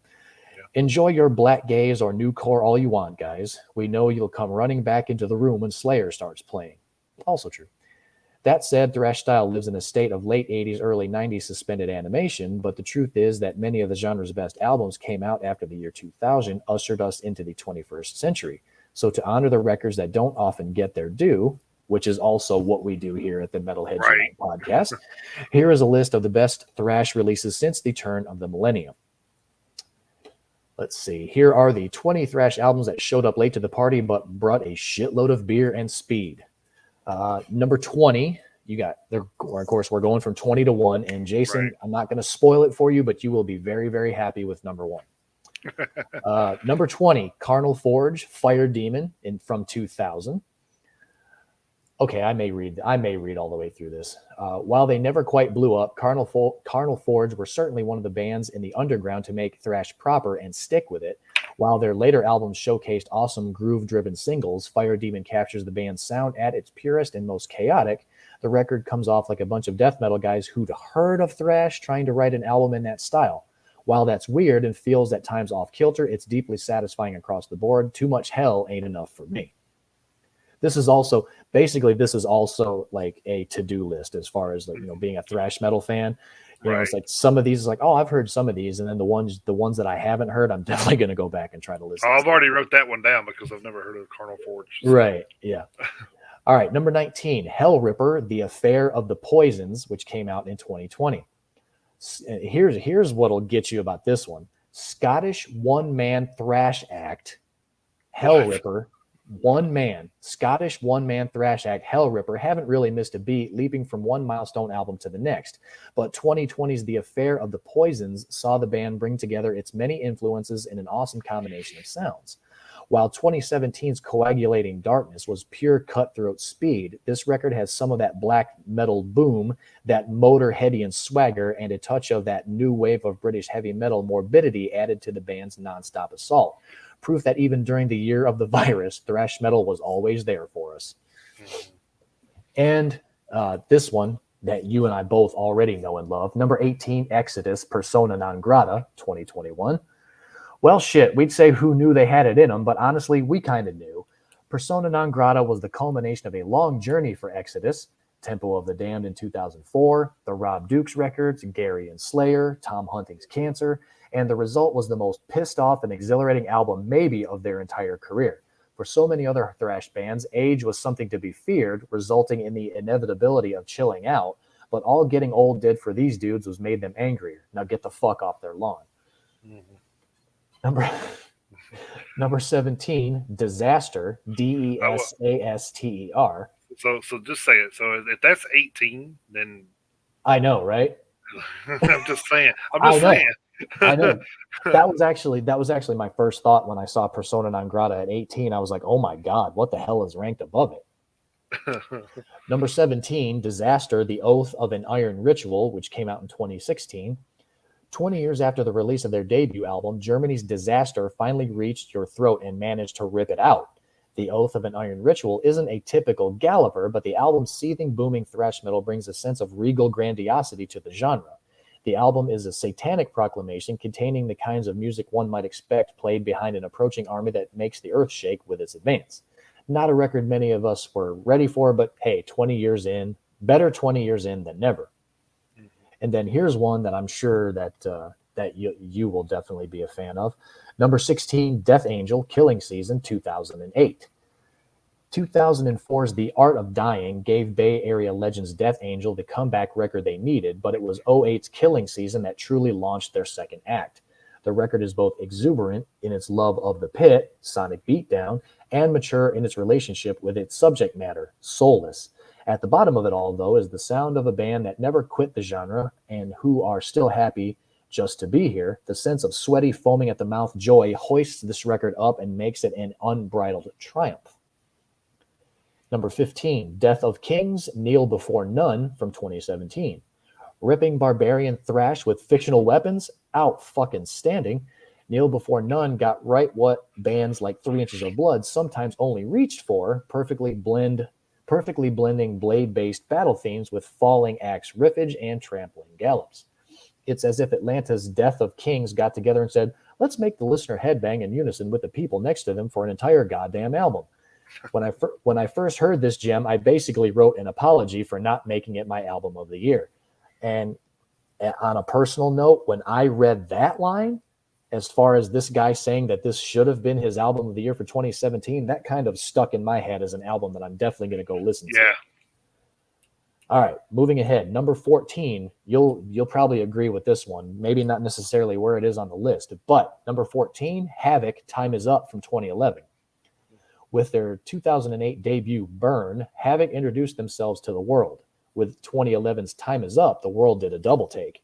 The record kicks down the door of any listener's mind and occupies it instantly with an arsenal of bouncing riff accents and toothsome guitar harmonies, on top of all this guitar-toned vocal sound dichotomy that sears away the bullshit from one's life. That the record came at the tail end of the thrash revival is a testament to its strength. These guys were making an album just this incredible just because. Mm-hmm. And that's one of the bands that I think keeps getting better too. So and I will take one little teeny tiny bit of umbrage with one line in that little description right there. He said that the record came at the tail end of the thrash revival. I don't. This was in 2011. I still don't think that the thrash revival is over. I really don't. No, I really don't. I mean, we've probably come to terms with that from some of the bands we've talked to already this year. So, mm-hmm. Yeah. So I take a little bit of umbrage with that statement. So, but just a teeny tiny little bit. Number 13, Toxic Holocaust, Chemistry of Consciousness from 2013. It took Joel Grind and company a hot second, but they got there. Chemistry of Consciousness continued Toxic Holocaust's campaign of caustic, unremitting thrash metal conquest, but the band had a burst of energy that hadn't quite shown up on some of their previous releases. No longer being chained to the resurgent thrash movement, these dudes could just be who they were, and the result was an absolute free-for-all. And hey, you just can't watch the Acid Fuzz video too many times. All right, number 12, Sodom, M16 from 2001. I actually know of this album. I haven't heard it all the way through yet, but I have heard it. That's a great album. Yeah, it is. Like their countryman and Creator, who doesn't love Creator? Sodom saw Thrash's second coming before everyone else and put their souls into an album that easily ranks with their classic material. But the difference is that while Creator embraced newer sounds and groove metal catchiness, Sodom went all in on speed and evil. As such, M16 is a bloody, merciless release, channeling everything that made Sodom such a staple of thrash's roiling underground. Leave it all on the battlefield. Number 11, Hypnosia, Extreme Hatred from 2000. Extreme Hatred's superpower is its infectiousness. All it took was one song from this nasty little thrash album on a sampler or mixtape, and you were pretty much obligated to track it down and buy it. To this day, the people who know, and rocking a Hypnosia patch or shirt will instantly ignite a conversation with the right kind of thrasher. A rare moment where a metal band was brilliant, brutal, and succinct as its utterly perfect cover art. Number 10, we're in the top 10. Number 10, Black Fast, Terms of Surrender from 2015. Wait, fuck, what? Terms of Surrender really came out of nowhere and crashed through the metal scene, kicking motherfuckers out of windows as it went. The album's incredible muscular tone and unexpected wiliness immediately vaulted Missouri's Black Fast to the forefront of the scene. Brutal but tasty, unorthodox but classic, the record continues to be the band's greatest triumph. You just can't deny a record this fucking good. Number 9, Niflheim, Envoy of Lucifer from 2007. Among blackened thrash bands, Niflheim leaned hard on the blackened, but the core of Envoy of Lucifer is undoubtedly thrash metal. And a fiery core it is. The record is one of the band's most cohesive and easy to enjoy, loaded with galloping rhythms and shrieking guitars that remind one of Bathory at their most barbaric. While Niflheim have never been here to make friends, tracks like Storm of the Reaper and No More Life earn themselves countless new fans. Sometimes you just want to give it all to Satan. How do you spell that band's name? Niflheim.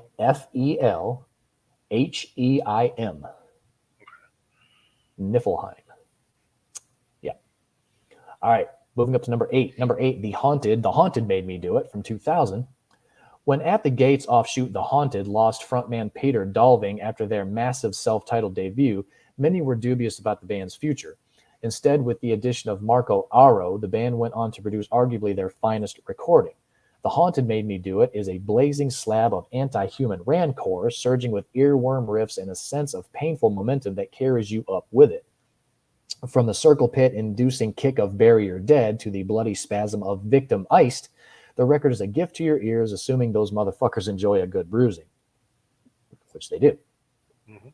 Number 7, Ghoul Splatter Thrash from 2007. Thrash has its hubs around the world, the Bay Area, Germany, and of course, Creepsylvania. That's thanks to Masked Cannibal's Ghoul, whose 2007 album Splatter Thrash is a throwback rip-romp full of voodoo, alien skulls, axe murder, and gallon after gallon of high-proof rot gut. How such an incredible musical milestone came from such a dour, grave-choked nation we cannot imagine, but after a few shots of rot gut, you won't even care. Let the massacre begin. Number 6, Witchery, Symphony for the Devil from 2001. While America was in the grips of new metal and metalcore in the late 90s and early 2000s, a crop of unfuckwithable thrash acts were popping up in Sweden. Witchery might have been the best among them, and Symphony for the Devil showed them getting serious about their witchcraft. While 1999's Dead, Hot, and Ready was raw and icy, this album was lush and catchy, giving listeners the anthemic epics they were craving. Through a never shoe in with the high tops and blue belts crowd, this record would remind countless black-draped misanthropes that thrash ruled. Number 5, Municipal Waste, The Art of Partying from 2007. No matter which band started the thrash revival or wrote its best record, Municipal Waste undeniably wrote the most iconic album of the movement. The band's beer-drenched, no-holds-barred follow-up to 2005's underground favorite, Hazardous Mutation, was a relatable tour de force, a rager in a can that gave listeners a 15-song escape into the depths of their own souls. Not only that, but the band wrote about metal. Tracks like Headbanger Face Rip told tales of ghoulish overkill with Heshers as their protagonists, like an old friend you never stopped loving to drink with. Number 4, Gamma Bomb, Citizen Brain from 2008. So many bands of the thrash revival wanted to be taken seriously, while so many goofy retro acts sacrificed truly ripping riffs for good times. But Gamma Bomb have always matched their throwback hilarity with sonic muscle, and Citizen Brain is a perfect distillation of that approach. The riffs on this album are buzzsaw blades shot out of the Ninja Turtles pizza thrower, turning listeners into maniacs even as they sing along to songs about time travel clusterfucks and Streets of Rage. The video game Streets of Rage? in the words of Roger Allen Wade, if you're going to be dumb, you got to be tough. And in the 2008, these Irishmen went as both as they could. Number 3, Power Trip, Nightmare Logic from 2017. Much of what makes Nightmare Logic so special is that it can be included on this list at all. Power Trip's sophomore full-length was utterly massive, uniting fans from across metal's many subcultures, and it was a thrash album.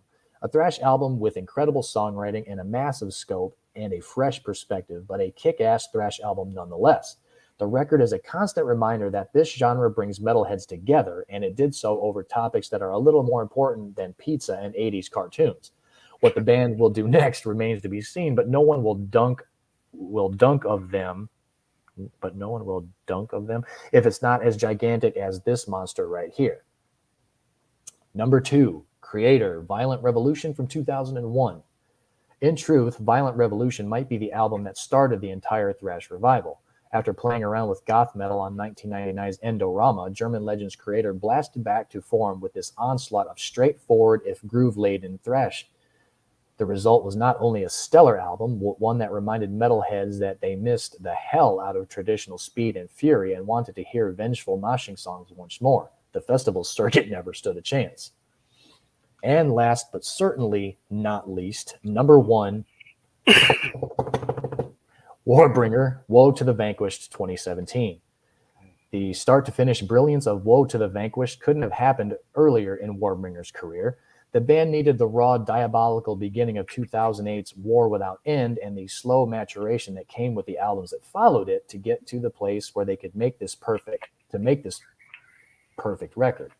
But unlike that debut, Woe to the Vanquished is a focused and psychological effort, and unlike its immediate predecessors, it's tight, fast, and utterly merciless. This record is an awesomely crafted homage to the battlefield, featuring an understanding of life, death, and the human condition that other bands only dream of. Behold the last man standing. So definitely Pretty good list. definitely a pretty good list, and There was definitely somebody. So there was a band missing in our eyes, but whatever. well, yeah, but albums or album lists like that are definitely subjective, but not gonna argue with it too much. No Angeles Apatrida, which was surprising to me. But I know. especially when they were talking about other parts of the world and their metal acts or thrashing acts. It's kind of surprised that wasn't there, but I don't know. Yeah, I know.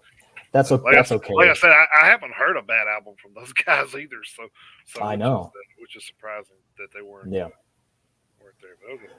That's okay, because if nobody else wants to fly the flag for Angeles Apatrida, we definitely will. So yeah.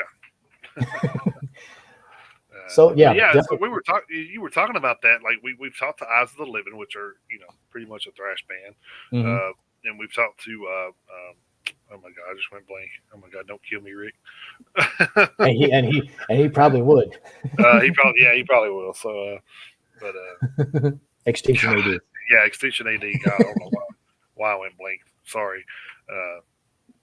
But yeah, so both of those bands are very thrashy. So so it's just goes to show you that, and also while we're talking about those guys, real quick, I want to put this out there to help them out a little bit. So just 1 second.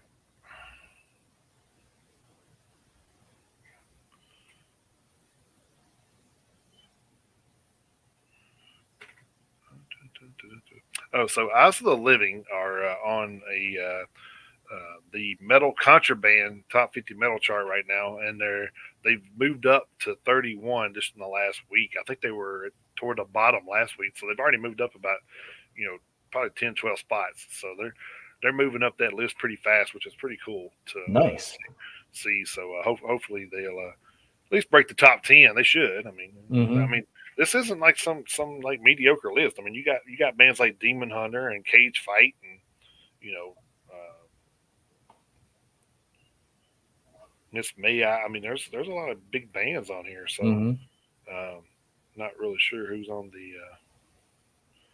the top of the charts there, but because he's only got it from 15 down. But I mean, like I said, Demon Hunter is not bad company. So no. But yeah, so cool. Congrats to those guys, and hopefully they'll push on up through there. But like I said, that's just a just one of the things that you see that shows that it's that they're still thrash is still pretty relevant. So yep, and it'll stay relevant as long as we're around. That's for sure. Oh, and I did get my copyright, by the way. So. Did you? Yeah. Yeah. Which is whatever. It'll get released in the next hour or so. So who cares? Yeah. All right. I guess we can get back on track here with some hitting the road. Let you guys know who's about to go out on tour and whatnot. I got a few here, and then I'll let Chris finish it off because I know he's probably got a page or two there. So yeah. Actually, it's actually a little bit shorter of a list this yeah, week. I think we're getting into that time of the year where it's not as we've already talked about most of the fall shows that's already kicked off. So I mean, we're probably around August, September we'll start talking about 2023 already. So yeah, so it's not going to be too far off. We're going to be we'll start talking about next year's shows. So. Which I got one of those in here already. So yeah, they're slowly starting to show up. Yeah. Well, this was one of the festivals that I got. So. Oh, okay, I got you. So I'll start off here with Amon Amarth announced the North American tour with Carcass, Obituary, and Cattle Decapitation. That kicks off on Friday, November 11th in Las Vegas, Nevada at the Brooklyn Bowl. Well, at least some Brooklyn Bowls getting some love. Yeah, and then ends on Saturday, December 17th in Los Angeles, California, at the Kia Forum. Man, that's a big venue, man. That's pretty Yeah. cool. I'm glad to see bands like that that are actually getting to come back up, into the states and tour and stuff. It's pretty cool. Me too. Because I think we've talked to a few bands that said they have issues with that still. So depending on what country they're in, so you know, well, I mean, with last year's Metal Tour of the Year, In Flames had an issue there in the beginning of it. Right. Luckily they got it worked out by the time we seen them, Yeah. but yeah, they had a lot of visa issues or something. So yeah, it happens. But I'm glad to see a lot of bands are actually able to start touring back over here again. So this one I thought was a little bit of I mean, not really weird as far as, but I think one of the bands were kind of out of place here. But Guar announced a fall tour with Light the Torch, Necro Goblicon, and Crowbite, which Yep. Light the Torch seems very out of place in That that lineup. that was exactly my thought. But I was like, yeah, whatever, So that actually kicks off at the Blue Ridge Rock Fest in Alton, Virginia on September 10th. And then the following night, September 11th, they'll actually be in Nashville at our Brooklyn Bowl. Yep. So, and then that tour will end up on November the 3rd in Baltimore, Maryland at the Soundstage. So that's a little 2-month run there. That's pretty cool. Here recently we've been talking about stuff, and it's only been like a month, 6 weeks. So Yeah. so it's good to see a little bit more lengthier tours going on too. So. All right. And then this is the one I was talking about. The Rock Island Fest 2023 will return to Key West, Florida between January 17th and January 21st. The festival will be hosted by Eddie Trunk and will feature the following acts: Styx, Tesla, Loverboy, 38 Special, Queensryche, Extreme, Stephen Piercy from Rat, Striper, Stephen Adler of Guns N' Roses, Quiet Riot, Enough's Enough, Honeymoon Suite, Helix, Black and Blue, Autograph, Wigwam, Jet Boy, and Pretty Boy Floyd. So pretty much damn near every band that was in the Peacemaker series. Yeah. Yeah. uh, Should call it the Peacemaker Festival. Jesus. yeah. There you go. But yeah, I mean, if you're a big '80s, hard rock heavy metal fan, there's a lot of those bands you kind of grew up on. So Yeah. and actually, Autograph was one of my first shows I ever went to. So it's kind of crazy to still see them doing tours. Yeah, I was 12 years old and went to an Autograph show. So Nice. and then we had so then I got Carnifex announces tour celebrating their 2007 debut, Dead in My Arms, with openers Spite, Oceano, Left to Suffer, and Crown Magnetar. Which, if you have not heard that new Left to Suffer album, oh my god, that's that's good shit. But It's a banger, eh? yeah. So that tour kicks off on September 23rd in Fresno, California as Drummers, and ends up on October 29th at Pomona, California at the Glass House. So, little West Coast love there, I guess. Mm-hmm. Yeah, that tour is not coming to Nashville, but they will be at the Concourse in Knoxville, yeah. On October 19th. We had Animals as Leaders announce their North American dates with Alluvial and Car Bomb. That kicks off.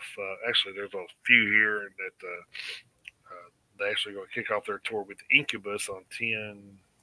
Is that right? No, sorry. They have Animals as Leaders doing a solo show on 10-5 in San Francisco, California at the Regency Ballroom.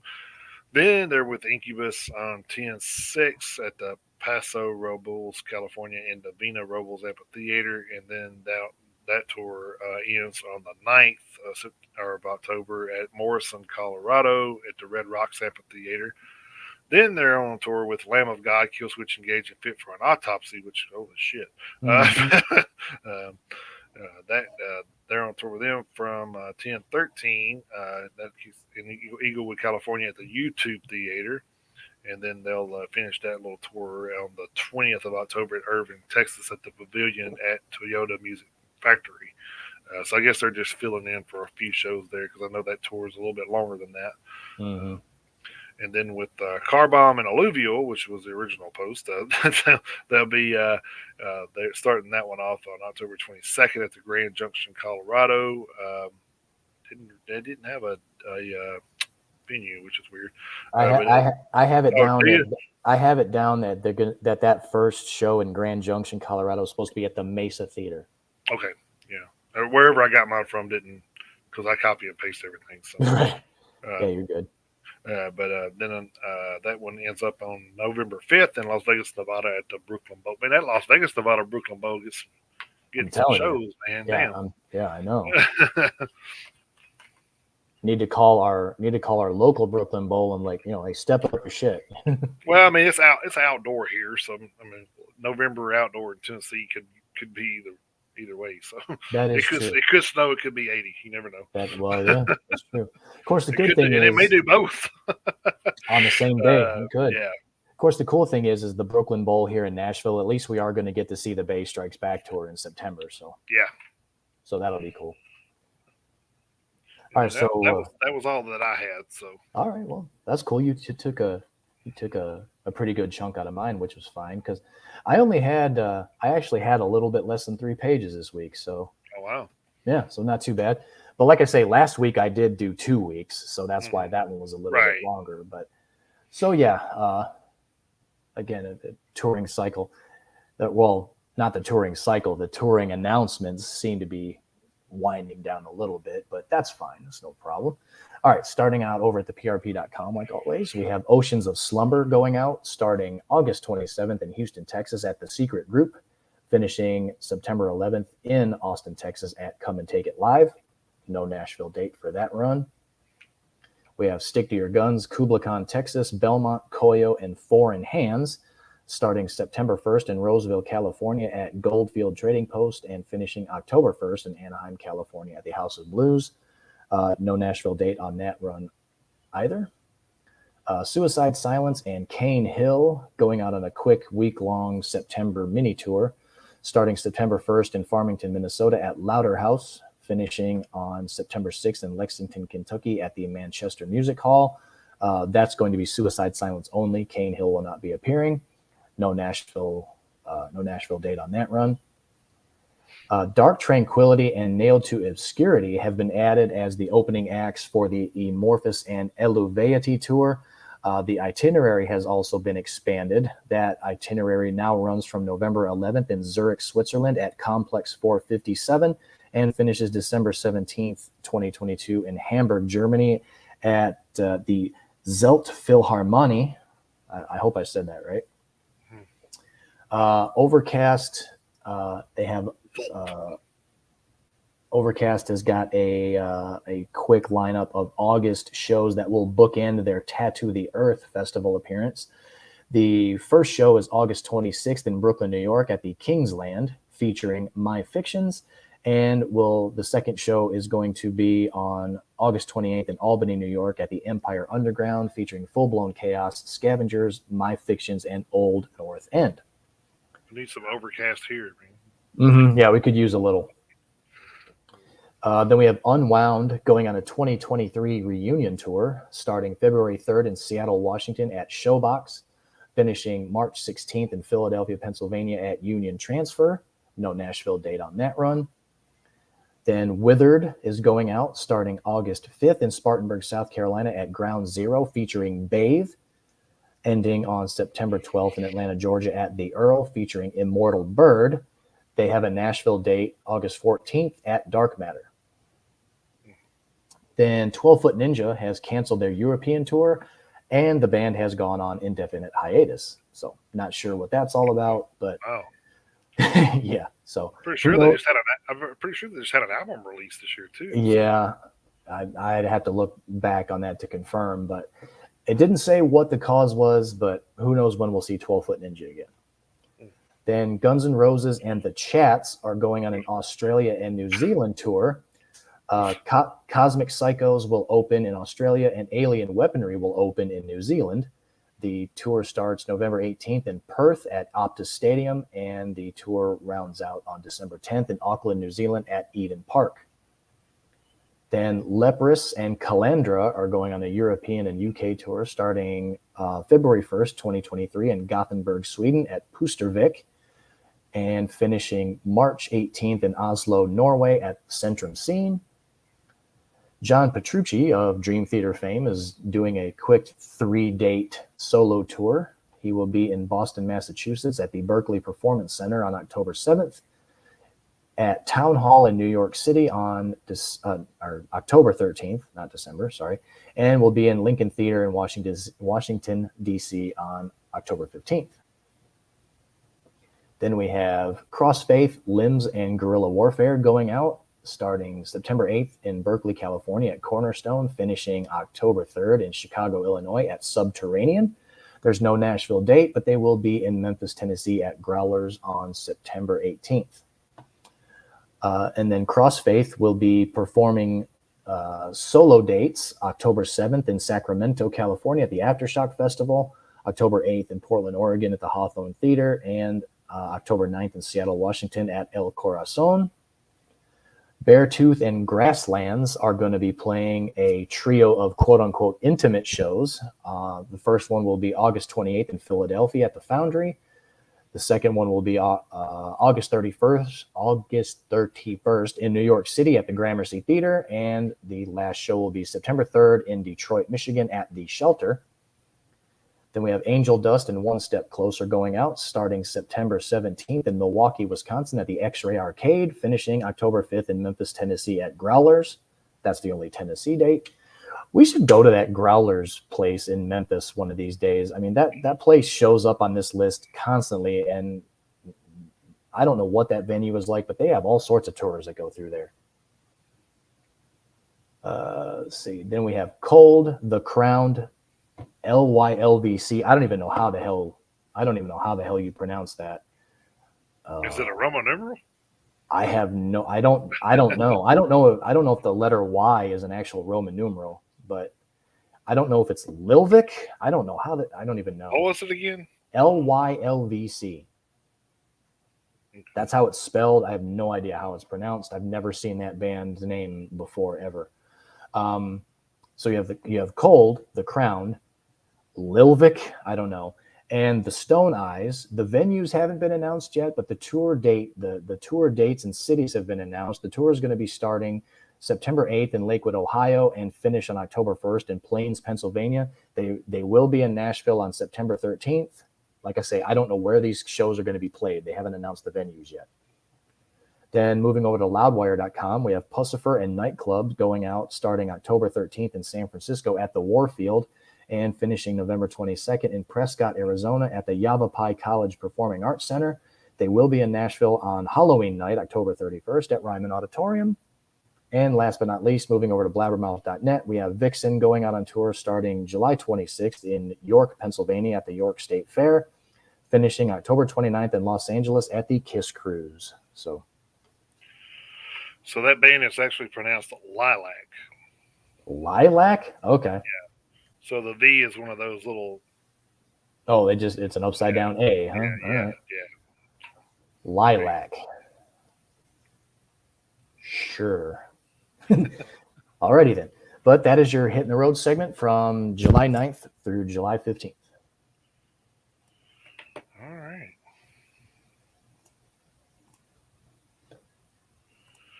All right. Well, I guess we will go into our. We didn't do history yet. I guess we can go into a little history here. I only have two stories, so I've only got a page and a half. Yeah, so I only have two things to. I mean, there was stuff out there, but it was just like kind of repetitive. We talked about it like before on here, so yeah, we don't want to do that. Yeah.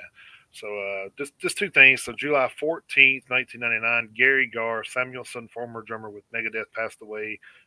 He is considered one of the most influential drummers of thrash metal, having pioneered the incorporation of jazz fusion into the subgenre. So, man, that's pretty crazy. I didn't realize he had that much. He did that much for the thrash genre. It's pretty cool. Yeah. Then July 16, 2019, Metallica brought their worldwide tour to Finland, drawing almost 1% of the country's population in a record-breaking concert. So that sounds like it's not a lot, right? No, 1%. No, that's not much. I mean, it's only 1%. I mean, how many people could that have possibly been? what I'm going to tell you. The show at Cantola Event Park in the city of, I ain't going to try to pronounce that, Hamanlina, yeah, close enough maybe, was attended by over 55,000 people. That's There you about go. 1% of Finland's entire population of more than 5.5 million. So there you go. There you go. So 1% is a lot. I mean, if you take 1% of the United States population, I mean, shit, Mm-hmm. it's a pretty big show. Yeah. But that was the only two things that I had to talk about. So All right. Well, my contribution to This Week in Metal History brought to you, as always, by This Day in Metal over at Twitter and Dr. Feelgood and Ms. Hyde on Facebook. Let's see, for the past week, starting on September. I don't know where the hell I got September from. July 9th, 1991, Edge of Sanity releases their debut album, Nothing But Death Remains, and Kix releases their fifth studio album, Hotwire, which peaked at number 64 on the Billboard 200. And July 9th, 2010, In This Moment releases their third studio album, A Star-Crossed Wasteland, which debuted at number 40 on the Billboard 200. Moving ahead to the 10th, July 10th, 2006, Firewind releases their fourth studio album, Allegiance. July 10th, 1993, Ceremonial Oath releases their debut album, The Book of Truth, and Warpath releases Massive. July 10th, 2001, Camelot releases Karma, and Avantasia releases their debut studio album, The Metal Opera. July 10th, 1992, Steelheart releases their second studio album, Tangled in Rains. And July 10th, 2020, Enough Xenuff releases their 15th studio album, Brainwashed Generation. Jesus. I know. That's what I said when I saw that. I was like, 15, goddamn. They don't have anything on Rage or anything, but, you know, still 15 is a lot. Moving ahead, July 11th, 1988, Magnum releases their seventh studio album, Wings of Heaven. July 11th, 2014, Steel Prophet releases their eighth studio album, Omniscient. July 11th, 2006, All That Remains releases their third studio album, The Fall of Ideals, which debuted at number 75 on the Billboard 200. Jumping ahead a couple days to the 13th, July 13th, 2006, Faster Pussycat releases their fourth studio album, The Power and the Glory Hole. Sounds like something Steel Panther would have come out with. Well, I told you, I've been telling you, man, Faster Pussycat was the Steel Panther of the 80s. Man. Right. Yeah, they were. I know. And then July 13th, 1999, Mr. Bungle releases their third studio album, California. Moving ahead to the 14th, July 14th, 2009, Devil Driver releases their fourth studio album, Pray for Villains, which debuted at number 35 on the Billboard 200. And July 14th, 1997, Paradise Lost releases their sixth studio album, 1 Second. I don't have anything listed for the 15th or the 16th yet. So there we go. Yeah, slow week in July for everything, like, except for news stories, of course. Current news events was pretty hefty, but yeah, it was. History was kind of light. And well, it's not necessarily a bad thing, since as far as history goes, we're slowly but surely going to be kind of like weaning ourselves off of this segment more or less. So. Yeah, that's all right. Yeah, that's fine. All right. Well, I guess we will get into our top 10 of the week. The theme this week was outer space. So don't know. I got a few extra. I didn't know if we would actually even overlap or any of them or not. But yeah, I had a few extra myself too. So we'll be in good shape regardless. All right. Well, like I said, we'll kick it off here. Might as well stick with the theme of today, right? And include Metallica Orion from Master of Puppets 1986. Yep. And then next one I had, I kind of mixed it up, kind of get a little comedy in here. But next one I had was Rob Zombie's Well, Everybody's Fucking in a UFO from the Electric Warlock Acid and Satanic Orgy Celebration Dispenser from 2016. He's always got a mouthful. Of I know. You gotta love Rob Zombie. I actually remember. I don't remember if it was that album or one of the other ones, and they said he said he was talking about one of the festivals I was at. He said he was on like one of the talk shows, and they asked him, said, "Where do you come up with these names?" He said, "I don't know. I was high when I wrote that." I was like, I could tell. Yeah. Oh man, but, Explains so much. yeah, right. Like that was another thing that was so funny with him at the concert. He was just like, "How many of y'all out there got some weed?" And like everybody was yelling. He's like, "Y'all, shut the fuck up, man! There's cops here." Oh man. Anyway, so next one I had was 6 a.m. Stars from the Modern Vintage 2014 album. Then next I had Avenged Sevenfold Planets from Hail to the King 2013. And then I had Power Man 5000 When Worlds Collide from That's a good one. Tonight the Stars Revolt 1999. And then I chose the Affiance version of the Final Countdown. That was just a single they had in 2012. If you haven't heard that one, you will if you listen to the playlist. Yeah, right. It's actually a pretty good version. Actually, I think you the one that first let me listen to that. I was like, wow, that's pretty damn good. Yeah. Then I took Powerwolf Venom of Venus from the Sacrament of Sin 2018. Then I put Def Leppard Rocket from Hysteria 1987. And then I had We Came as Romans Black Hole. That was just a single from 2021. Okay, to make sure I was at what number I was at. Then the last on the actual list was Godsmack Moon Baby from Godsmack 1998.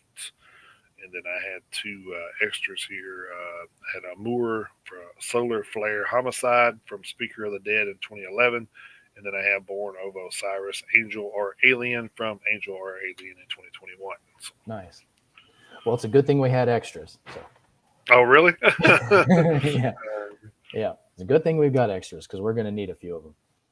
So, but that's totally fine. It just makes for a longer list. So that's totally fine. Yeah.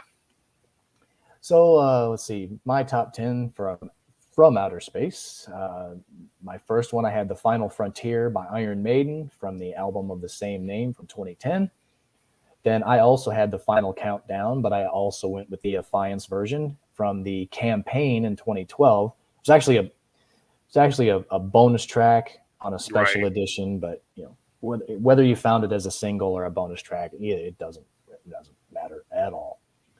Then I went with Bark at the Moon by Ozzy Osbourne from the album of the same name from 1983. Then I also had Orion by Metallica, Master of Puppets 1986. I had Alien Nation from Scorpions off of Face the Heat 1993.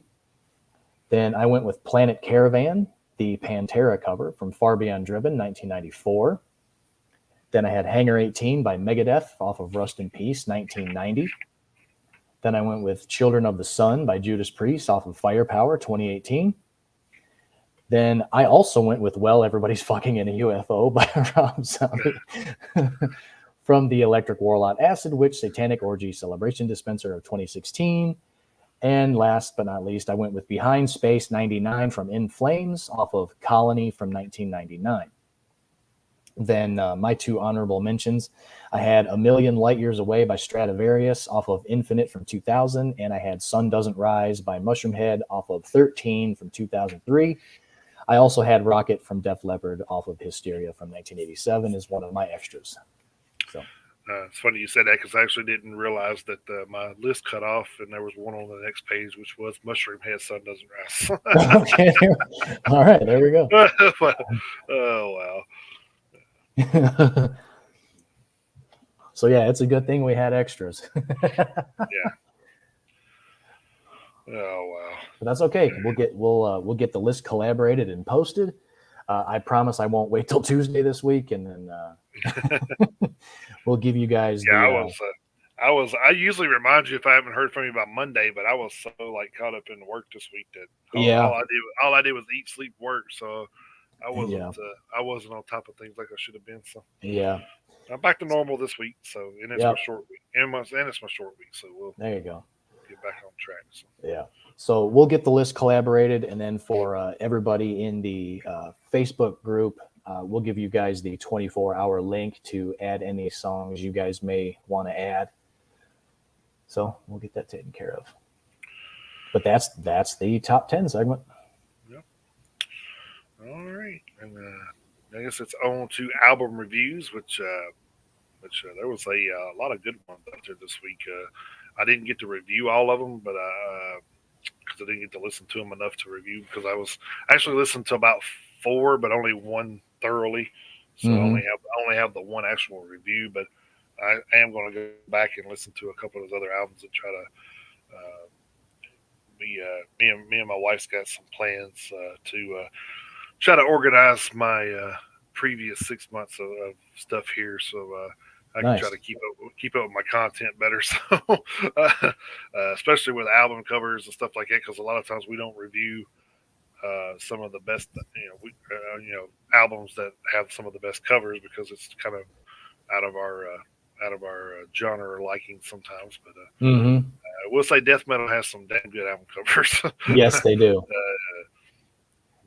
Whether we like the genre that much or not. But like I said, I could deal with some of it, but some of it's a little much for me. But that's just me. That's just personal opinion. So like it's like an asshole. Everybody's got one, right? But this week I took on a band called Celestial Wizard, Winds of the Cosmos. Celestial Wizard is a heavy power metal band formed in 2017 from Denver, Colorado. Their current members are Guillermo Gerardo, bass and guitars, then Tim Gilman on drums, Nick Haberthier on guitars and vocals, and then Amethyst Noor on vocals. That guy's name is Amethyst? That's what it says. Okay. Yeah, kind of a. That's what I said. I was pretty sure that was a guy, but so yeah. Anyway. whatever the fact, talented nonetheless. Yes. This is the band's second full-length album, 9 songs, 43 minutes, 51 seconds. The first track was a 2-minute, 25-minute instrumental, which I was kind of cool with, because it was a instrumental the whole track, so it wasn't a lead in to nothing. So right, it was actually. I kind of wished it would have been a little bit longer of an album with that being in the beginning, but yeah, it is what it is. So, some of the let's see. So they had like some cool change ups in the songs where it'd be kind of like one little beat, then all of a sudden they rip into something different. And it was kind of cool to hear that stuff, which I mean that's kind of a thing with a lot of the metal now anyway. So. Then, of course, the guitar playing on that was superb. Not as good as the one that I mentioned to you, earlier in the week. That damn guy. I have to look at that again. But that guitarist from that band was fucking unreal. I'm just like, you talking about the guitar player from Decapticon? Yeah. Yeah. I was listening to that, and I had to message Chris. Was like, dude, you got to hear this fucking guitar player, dude. He's like, he's out of his mind. Yeah, he is unreal.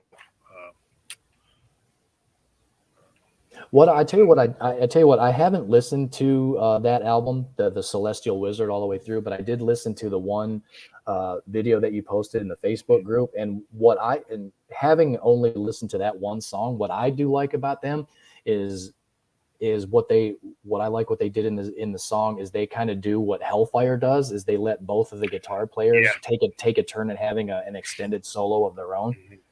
I did like that. Yeah, guitar playing was superb in the records. Yeah, it was. And the vocals are really good. They do a good job from switching from screams, cleans, and gutturals. Really good job in that. And then they incorporated an organ on the song "Eternal Scourge." That was I was like, I started playing. I said, "Damn, that's a damn organ." Mm-hmm. Which is like, we talk about this every week of like how different instruments are incorporated in these songs now, which is pretty freaking cool. I mean, yeah. I heard an xylophone and something or other. I'm like, what the hell? Yeah. Well, it's no it's no saxophone like what Devil does, but yeah, right. Yeah. Or just a full orchestra like a Vince Sevenfold, but yeah. But or a harpsichord like Stradivarius likes to use. Yeah. So a little bit like musically, I heard I heard some stuff that kind of reminded me of Spirit Adrift, and then of course I heard some Bullet from My Valentine and some of the musically, and even like vocally, I heard a little bit of a Creator influence maybe. So Man, you can't go wrong there. yeah, so some of the like that song that I posted doesn't really do this album justice. I'll just tell you that. So I Which is thoroughly crazy because that was a good video.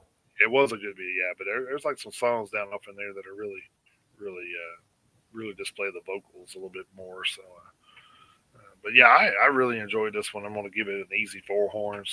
So I said it may have been a 4.5. It'd been a little longer for me, but it's just personal. But what we got was definitely great. I mean, yeah.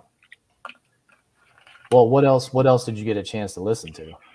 So I started listening to Idle Throne, and Idle Throne. Okay.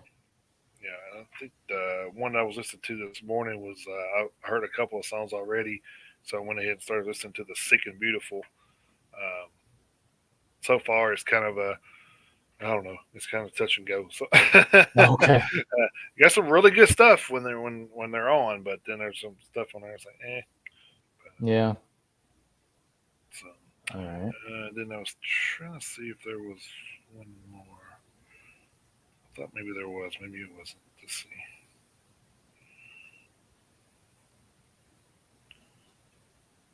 No, I guess not. Well, actually, you know what? It was on here. That's why, because I was doing it on here, not my phone. Not my phone. So, Oh, okay. so I'll check that out real quick.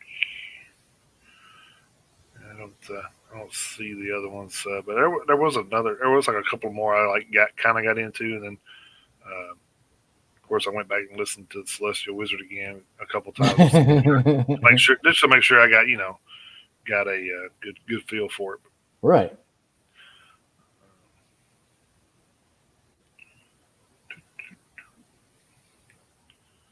Oh man, I still got into that. Yeah, I'm not. Because it got into the playlist stuff.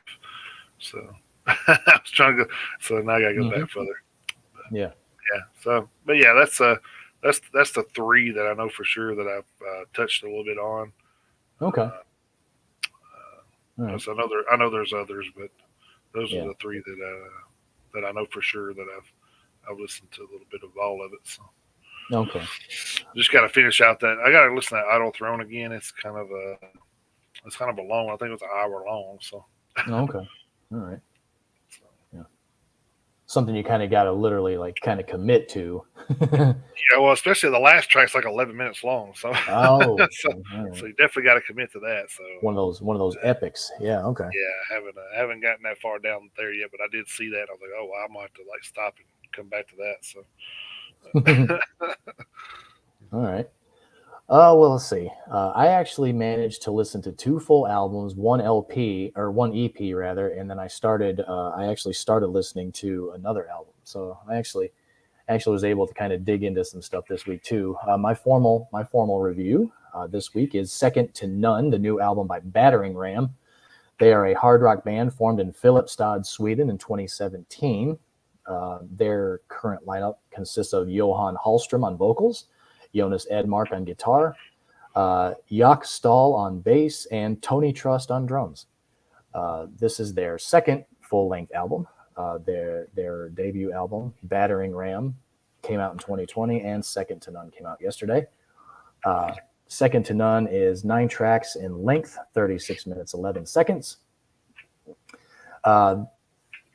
This is pretty much just a straightforward, and there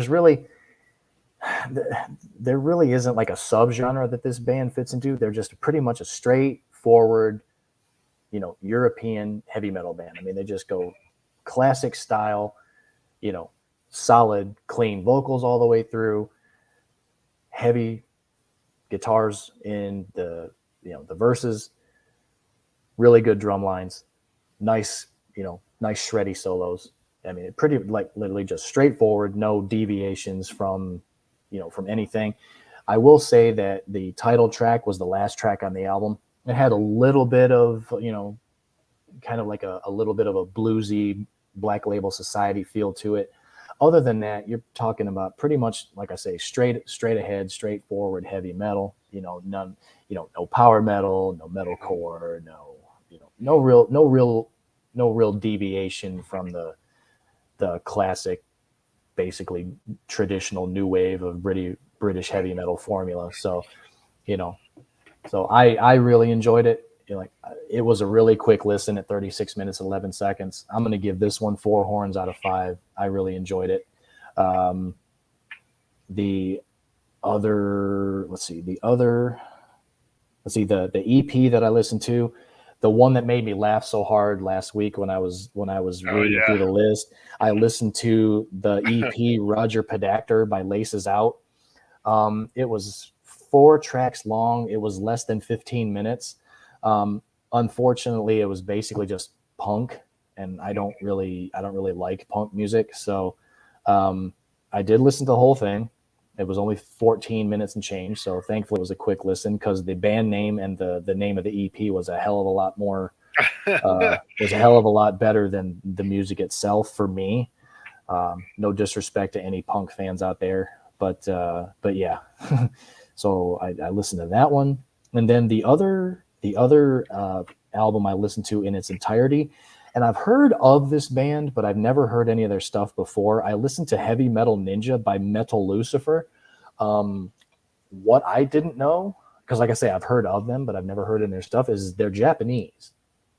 And the album itself was 8 tracks long, and it was like 46 minutes and change, I want to say. 4 of the 8 tracks were in English, and 4 of the 8 tracks were primarily in Japanese, with some heavy metal sprinkled in there, like in the choruses. So yeah, that was definitely interesting. It was kind of cheesy, but I mean, not necessarily in a bad way, but it wasn't necessarily what I was expecting. I don't know what I was expecting because, like I say, I've never heard any of this band's stuff before. So it was okay. I'd probably give it 3 out of 5 if I had to put a horn rating on it. So yeah, it wasn't too bad. And then I started listening to the album.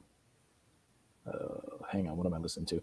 I started listening to. I'm only 3 tracks in, but I started listening to the album Brotherhood by Sinner. And Sinner, I'm surprised I've never heard of them, but I haven't, which is kind of a shame because I kind of read the bio about them on Spotify. They've been around since 1982. Yeah. They've been around for 40 years. And I'm like, how the heck? It's one of those, it's kind of another one of those onslaught situations. You know what I mean? A band that's been around for, multiple decades, and I'm just now basically discovering some of their music. So I feel kind of bad because Matt Sinner, he's been the front man of this group literally for 40 years, and I'm just now listening to the first album by them. I am 3 tracks in. It looks like there's 3, 4, 5, 6, 7, 8, 9, 10. It looks like there's 11 tracks on this album. Total, it's 53 minutes and 22 seconds. So I like what I hear so far. It's kind of like a power / traditional heavy metal album. So far so good. Kind of right in my wheelhouse musically.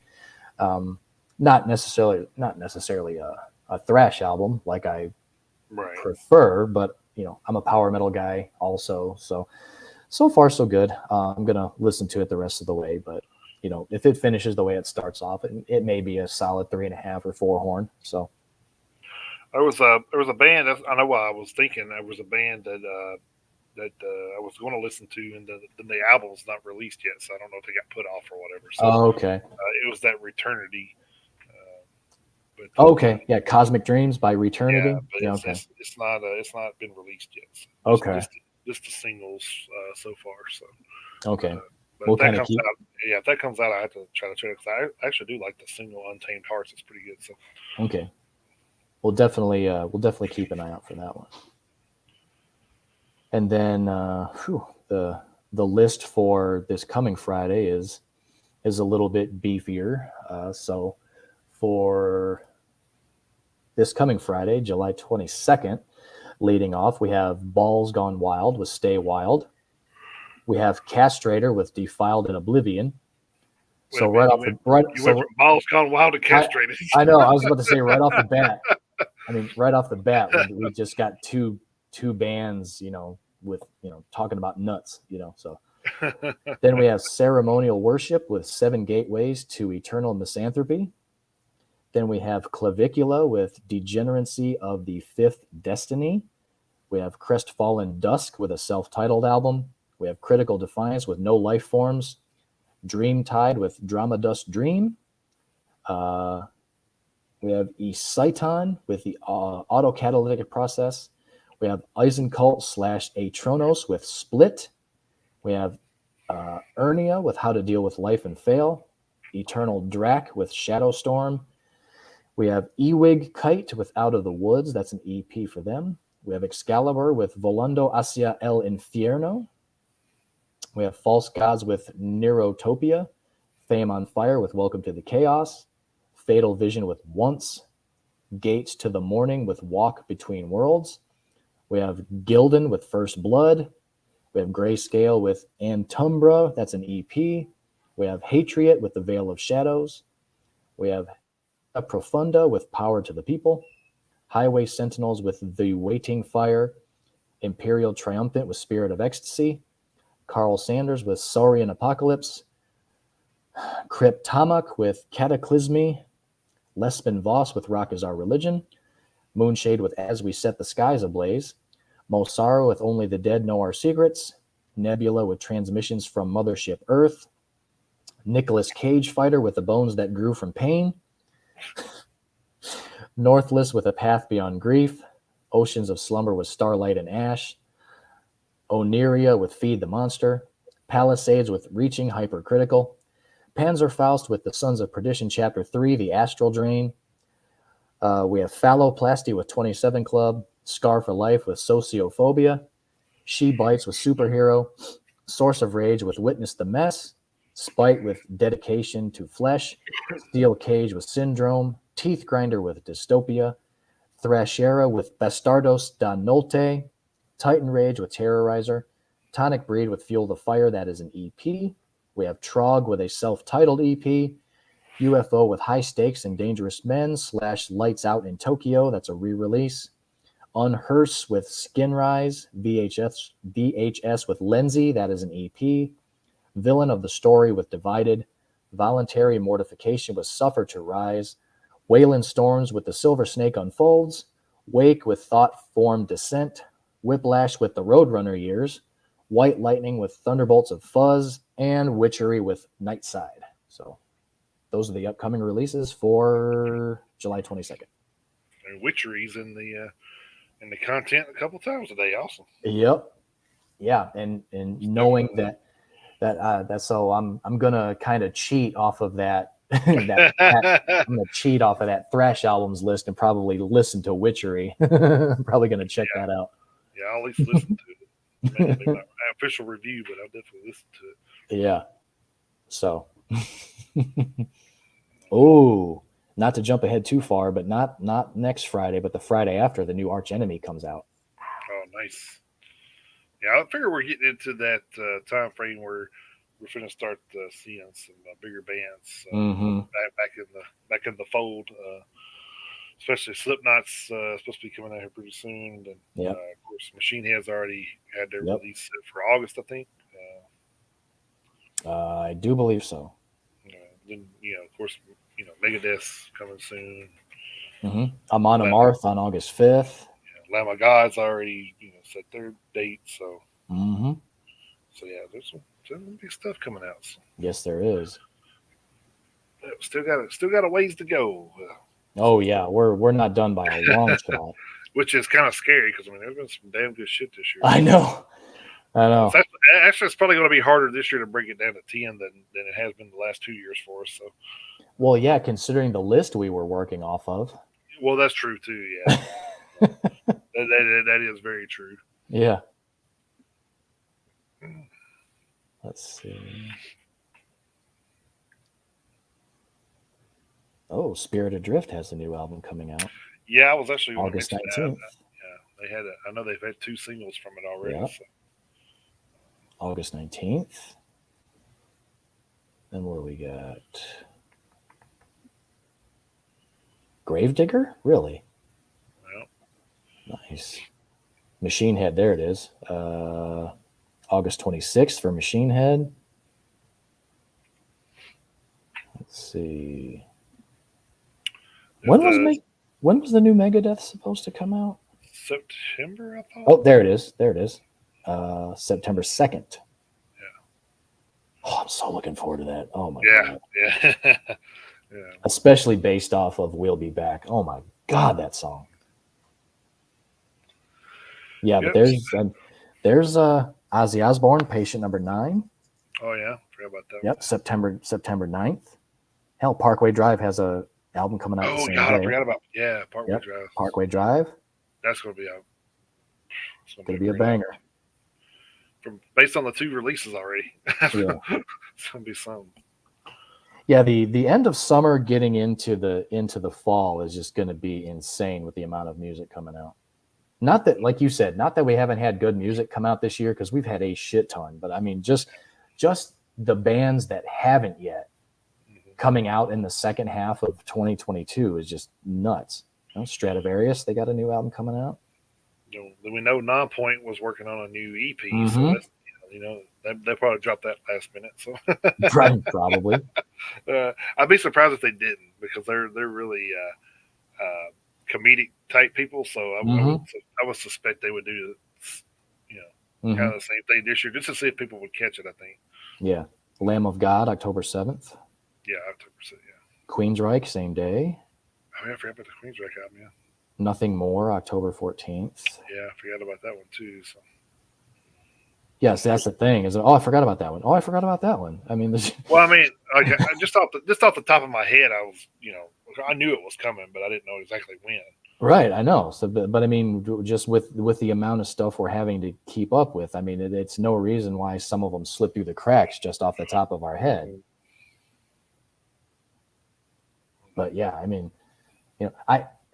I hate this term at work because it's said all the time, but in this, what are you doing? In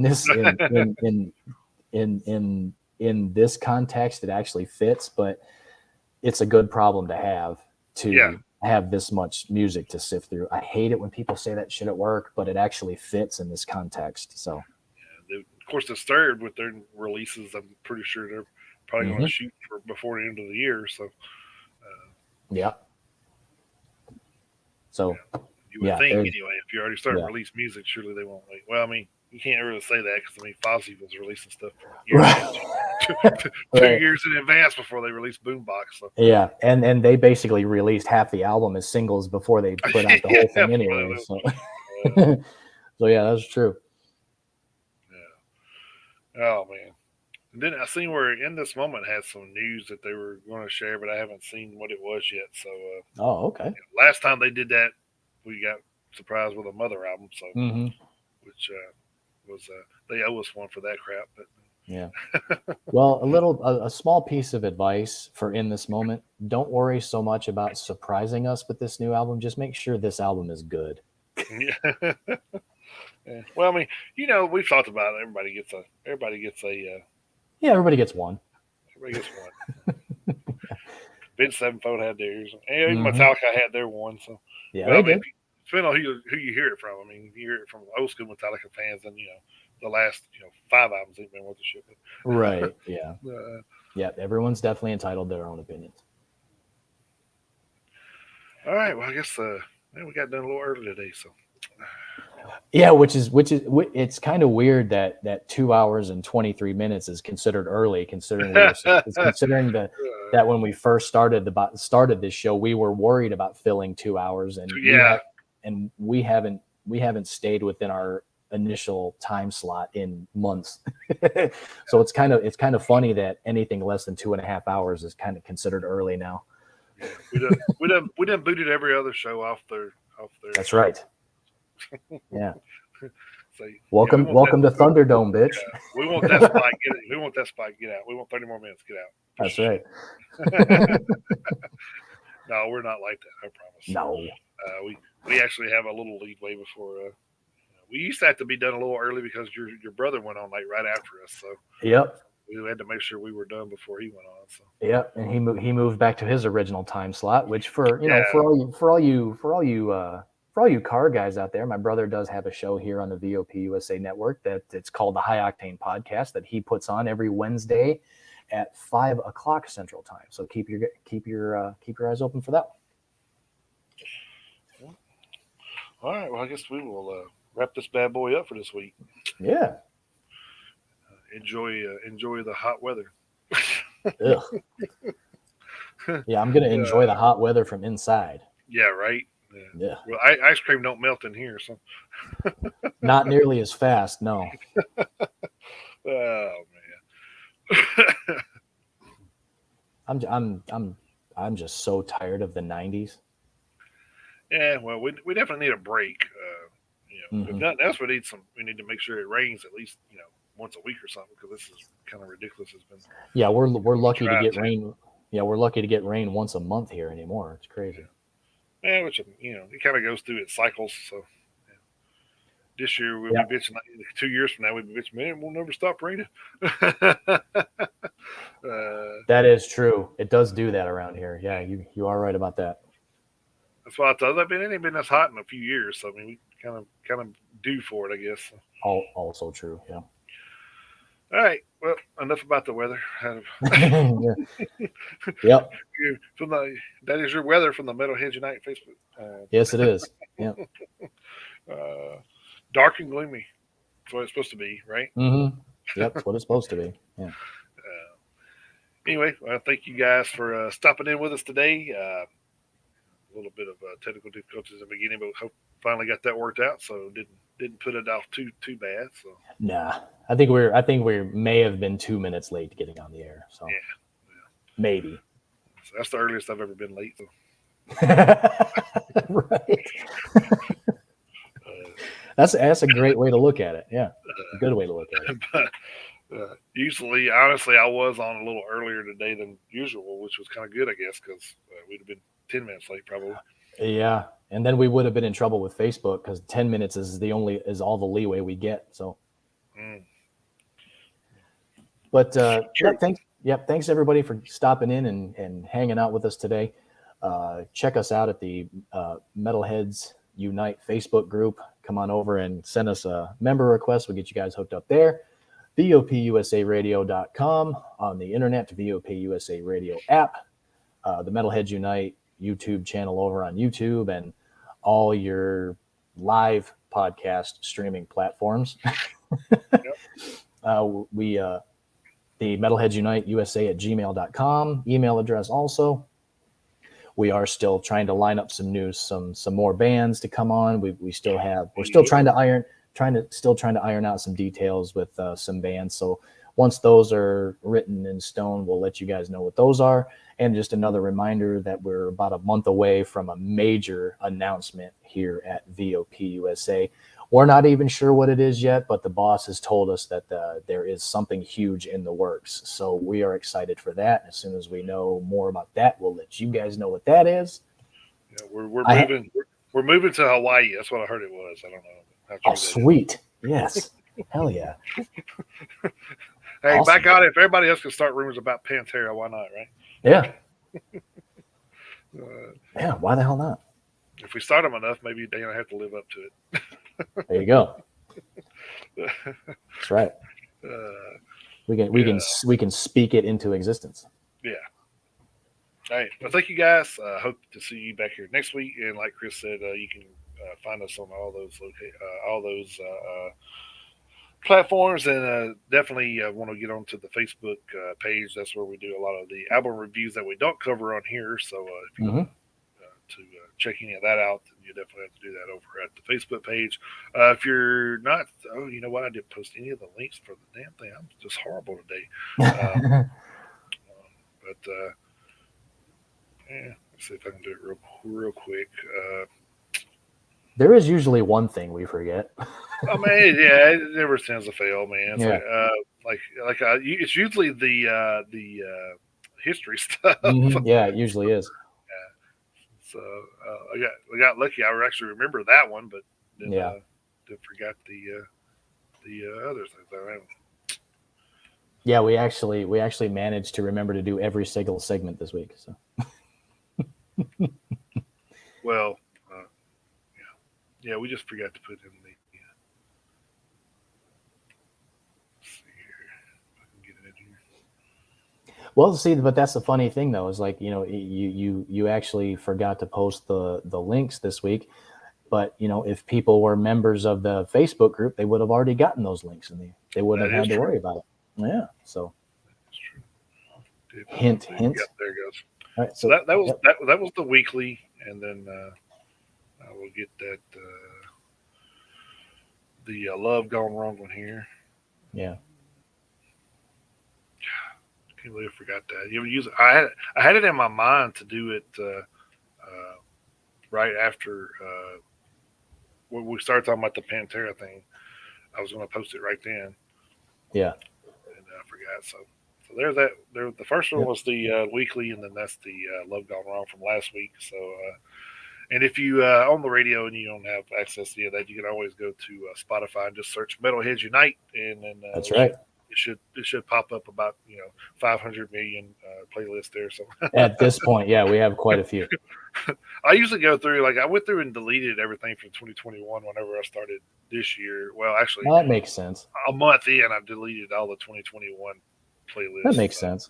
Yeah. Well, that way, that way, if I have to repeat anything, nobody remembers. So. There you go. Yeah, there's no proof of it. That's right. That's right. Yeah. And just in case, if you guys do go over to Spotify to look up any of these playlists, that little icon for our Facebook group is the same thumbnail that you guys can look for us on Spotify. So we use the same thumbnail on Facebook. That one right there. Yep. So we use the same thumbnail on Facebook and Spotify. That way, to avoid any confusion. So you'll know who you're looking for. So hopefully, it's a picture I took. So that's right. Yeah, no copyright strikes there. Right. That's a Jason Tucker original right there. So hopefully, I would really like it if we could, instead of just posting this like we do in the comment section, hopefully we can figure out how to actually post a hyperlink. That way, when we post it, you can click on it and take it right there. I would really like for that to be a thing. So I can do that. Actually, I can do that. Can we? I think so. I actually can do that. Okay, I didn't realize that was something we could do on here. I just didn't think we had that capability. So.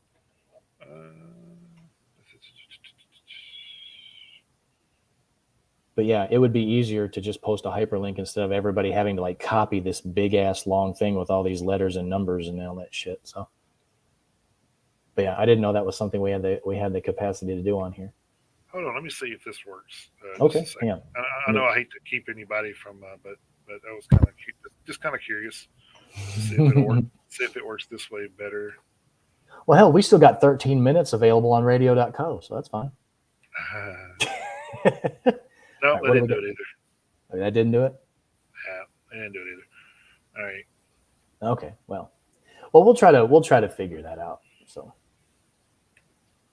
hopefully, if anybody wanted one of those two playlists, hopefully you guys were able to copy that and paste it into your browser there. But like we say, the playlist will be available on Spotify, whether you're in the Facebook group or not. You can still check out the Metalheads Unite playlist on Spotify, whether you're a Facebook member or not. Like I say, just look for that little icon up in the upper right hand corner there. That is our thumbnail.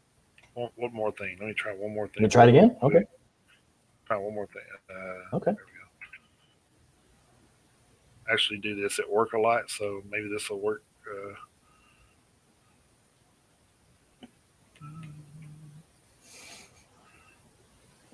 Experimentation live on the internet. Right.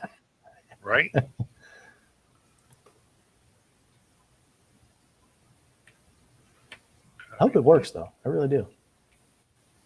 That would be neat.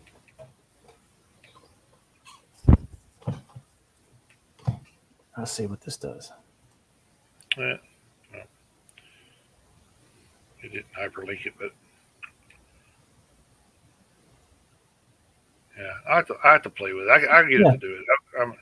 I've done it a bunch of times before, so Okay. Well, that's another thing we got in the works for you guys. we'll get hyperlinks added for the playlist. So yeah, if StreamYard may not allow them. So that's what I was kind of alluding to. Is like I didn't know if that was something that StreamYard would allow. I mean, I know how to hyperlink things, but I didn't know if I didn't know if that was something we had the capability of doing on this platform. So yeah, well, we'll find out. Yeah, we'll figure it out one way or the other. But yep. All right. Well, we kept you long enough, so the content's been gone for like 10 minutes. So yeah. Anyway, thank you guys for stopping in. Hopefully you have a great week, and we can see you right back here next week with hopefully some news of a band coming on soon. So we'll see. Actually, going to reach out to a couple of more today that based on the releases from this week. So maybe they'll get a chance to come on, talk about their new stuff. But, yeah, all we can do is reach out and see what happens. Yep. Anyway, hopefully you guys enjoyed the content today. Hopefully we'll see you back here next week. Until then, keep those devil horns held high and jump in that pit anytime you can. Thank you guys. Have a great week.